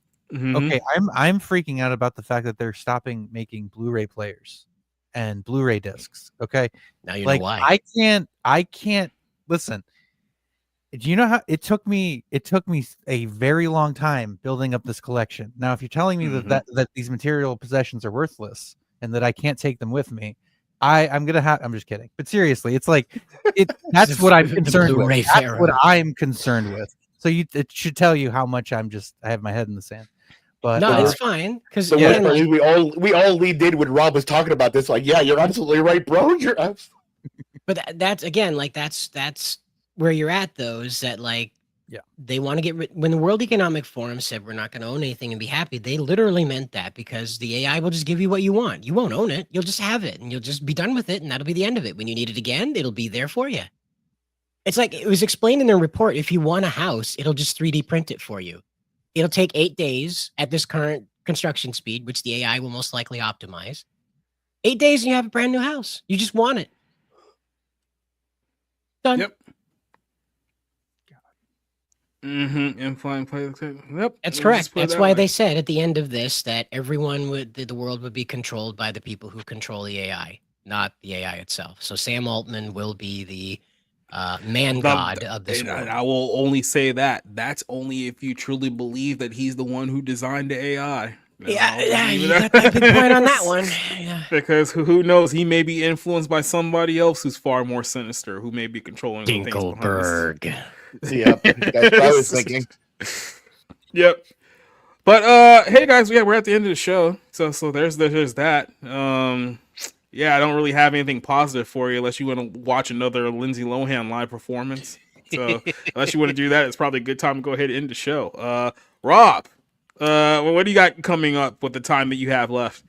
Yeah, I'm really embarrassed how much that stupid Lindsay Lohan song was stuck in my head because of that fucking thing we watched last week. But that was good. It was a good little flashback to when I was 15. So nothing much. I my Twitter. That's pretty much it. You can catch me over there. I watch a lot of movies. I watched 91 in the month of May. And I'm, in the process of learning my job and getting my medical coding and shit. So I'm just been really busy, but luckily that's ending here. We'll get my certificate soon, so I'll have more time to talk about movies and hopefully do more podcasting and do more stuff to interact with my audience. What audience there is. So catch me over my Twitter, and that's about it. See you guys later. All right. Eddie Brock. Hey, also on top of watching the Django Unchained this weekend, I watched Green Book for the first time. So that was a good movie too. I didn't know it was written by Peter Farley, and everyone knows Peter Farley did Dumb and Dumber and Shallow Hal and all those classic 90s movies. So I was actually quite surprised. That was a great movie. I got nothing to advertise. Go ahead and have a good time. Hey, everybody, go and have kids, please. IVF, everybody, and we can all fight the AI together. Come on. Go have kids. You may only have a few months left to have one. Exactly. You might be able, before AI starts naming your children and, auto circumcising them. This one's AstraZeneca. That's a great Italian name. Allegra, isn't that Allegra, right? Yep. Sopranos. All right. Rick. Oh, well, yeah, hopefully I'll write a review sometime. Might write about the Karate Kid Legends movie that I had to watch yesterday. So yeah, hopefully I'll have a review out before the end of the week, and yeah, that's pretty much it. I have nothing else. Cool. Cider. I have a thing. Oh God, here we go. Talking about AI. Trouble, that's cute. I bring bass in a bodysuit, shimmer and bright, I shine. Oh, Black Nerdigans. Is that what happened in there? Girls, why you like the dark? Take it higher, serpent sting. Watch me swing. This is AI. This is what AI should look like. Yeah. I like how she does that. Do one move.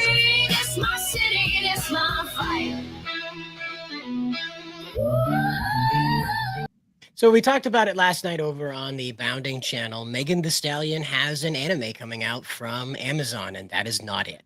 I made that with AI, but everybody and their brother believes it because I posted it from the Bounding account, and I didn't say in all caps that it's AI. There's legitimately people who are pissed off at Amazon for using AI to advertise Megan Thee Stallion's anime. They just simply cannot believe that an amateur could put that together. We here at Bounding in the Comics did not intentionally throw out disinformation that has now caused global unrest. Yeah, right. When you're showing me that trailer, I'm like, fuck, I did this already. I've ruined Amazon's attempt at making an anime with Megan Thee Stallion because everybody thinks it's going to be that now. Have there been Now they're you did God's work, Slider. You did God's work. I'm just curious. I will say, are there riots breaking out now in the Caucasus because of this? I just want to clarify. I made one where Superman was eating a cheeseburger, okay? And he has red gloves on, and he's eating a cheeseburger. And people thought that they were cursing James Gunn for putting product placement in the new Superman movie. They 100% believe that Superman wearing red gloves, eating a cheeseburger that was handed to him by an Indian man in a ditch was real, okay? They 100% bought that. Like it's the scene where he's like down in the ditch after he's been punched down in there, and he's like breathing really hard. And so I can't find it right now because it's coded differently. Again, and so like he just lifts a cheeseburger, and they're like, "Oh, James Gunn, he's stealing Iron Man's thing." People have a hard time questioning what they see, and they don't think if there's logic behind it. They just accept it. And I think all of us have been duped at one point or another. So it just I've just decided it's not beyond the realm of possibility. Going forward, I'm just going to say not real down in the corner of everything and like an obvious font. But yeah, it's kind of like when you had those shows and they would put reenactment to show that it was not dramatization. Yeah. Yes. We do that from time to time on the show. Jacob will come up with something and I'll make a meme of it. Yep. Fucking Arrested Development right now. People are very reactionary. Yeah, yep, that's true. Yeah, so this coming Sunday on the Bible Lens, I'll just go let you guys know, we're going to talk about Trump's relation with all these Islamic countries, and we're going to ask the question, is Trump cozying up with the beast that comes out of the sea and the beast that comes out of the earth? So we're going to talk a little bit more about prophecy this weekend and talking about Trump's relations and how that relates to the nation of Israel as well. Then next week we'll be back here, same place, same time. I will be doing movie reviews again, so yes, at some point this weekend you will have a review of me doing the ballerina movie, because Ana de Armas is kicking people in the face, or I don't know, she's stabbing people or something like that. She's a very small Cuban girl, but she'd be killing people in the day. So that's right. And she deserved that nomination for Blonde. Does she though? Yeah, she did. She gave a very good performance. I can't even remember who actually. I saw her in a movie this weekend too. Street Kings. Remember that? It was Keanu Reeves. Yeah, that wasn't bad. Street Kings isn't. That wasn't bad either. I had a great weekend. This weekend with movies. Yeah, Green Book is okay. I wanted it to win because it was a thumb in the eye of Spike Lee. So I'm glad it won. Real quick before we get out of here, this is kind of a follow-up, and I'm not sure how many people saw this, but I'm pretty sure everyone heard the story of what's the guy's name from King of the Hill who died, who got shot. Jonathan Joss. Jonathan Josh, yeah. So apparently there's still an investigation going on to what happened there, which kind of confuses me, because if you have the suspect, it should be pretty easy to figure out what exactly happened in that whole scenario. But there was a story that, I guess, a Facebook post from quote unquote his husband, quote unquote, saying that, the reason why he was killed because some random guy came out of nowhere, gay bashed him, and then shot him. San Antonio PD is now claiming that they have no evidence of that and they're still investigating it. So who knows what's true?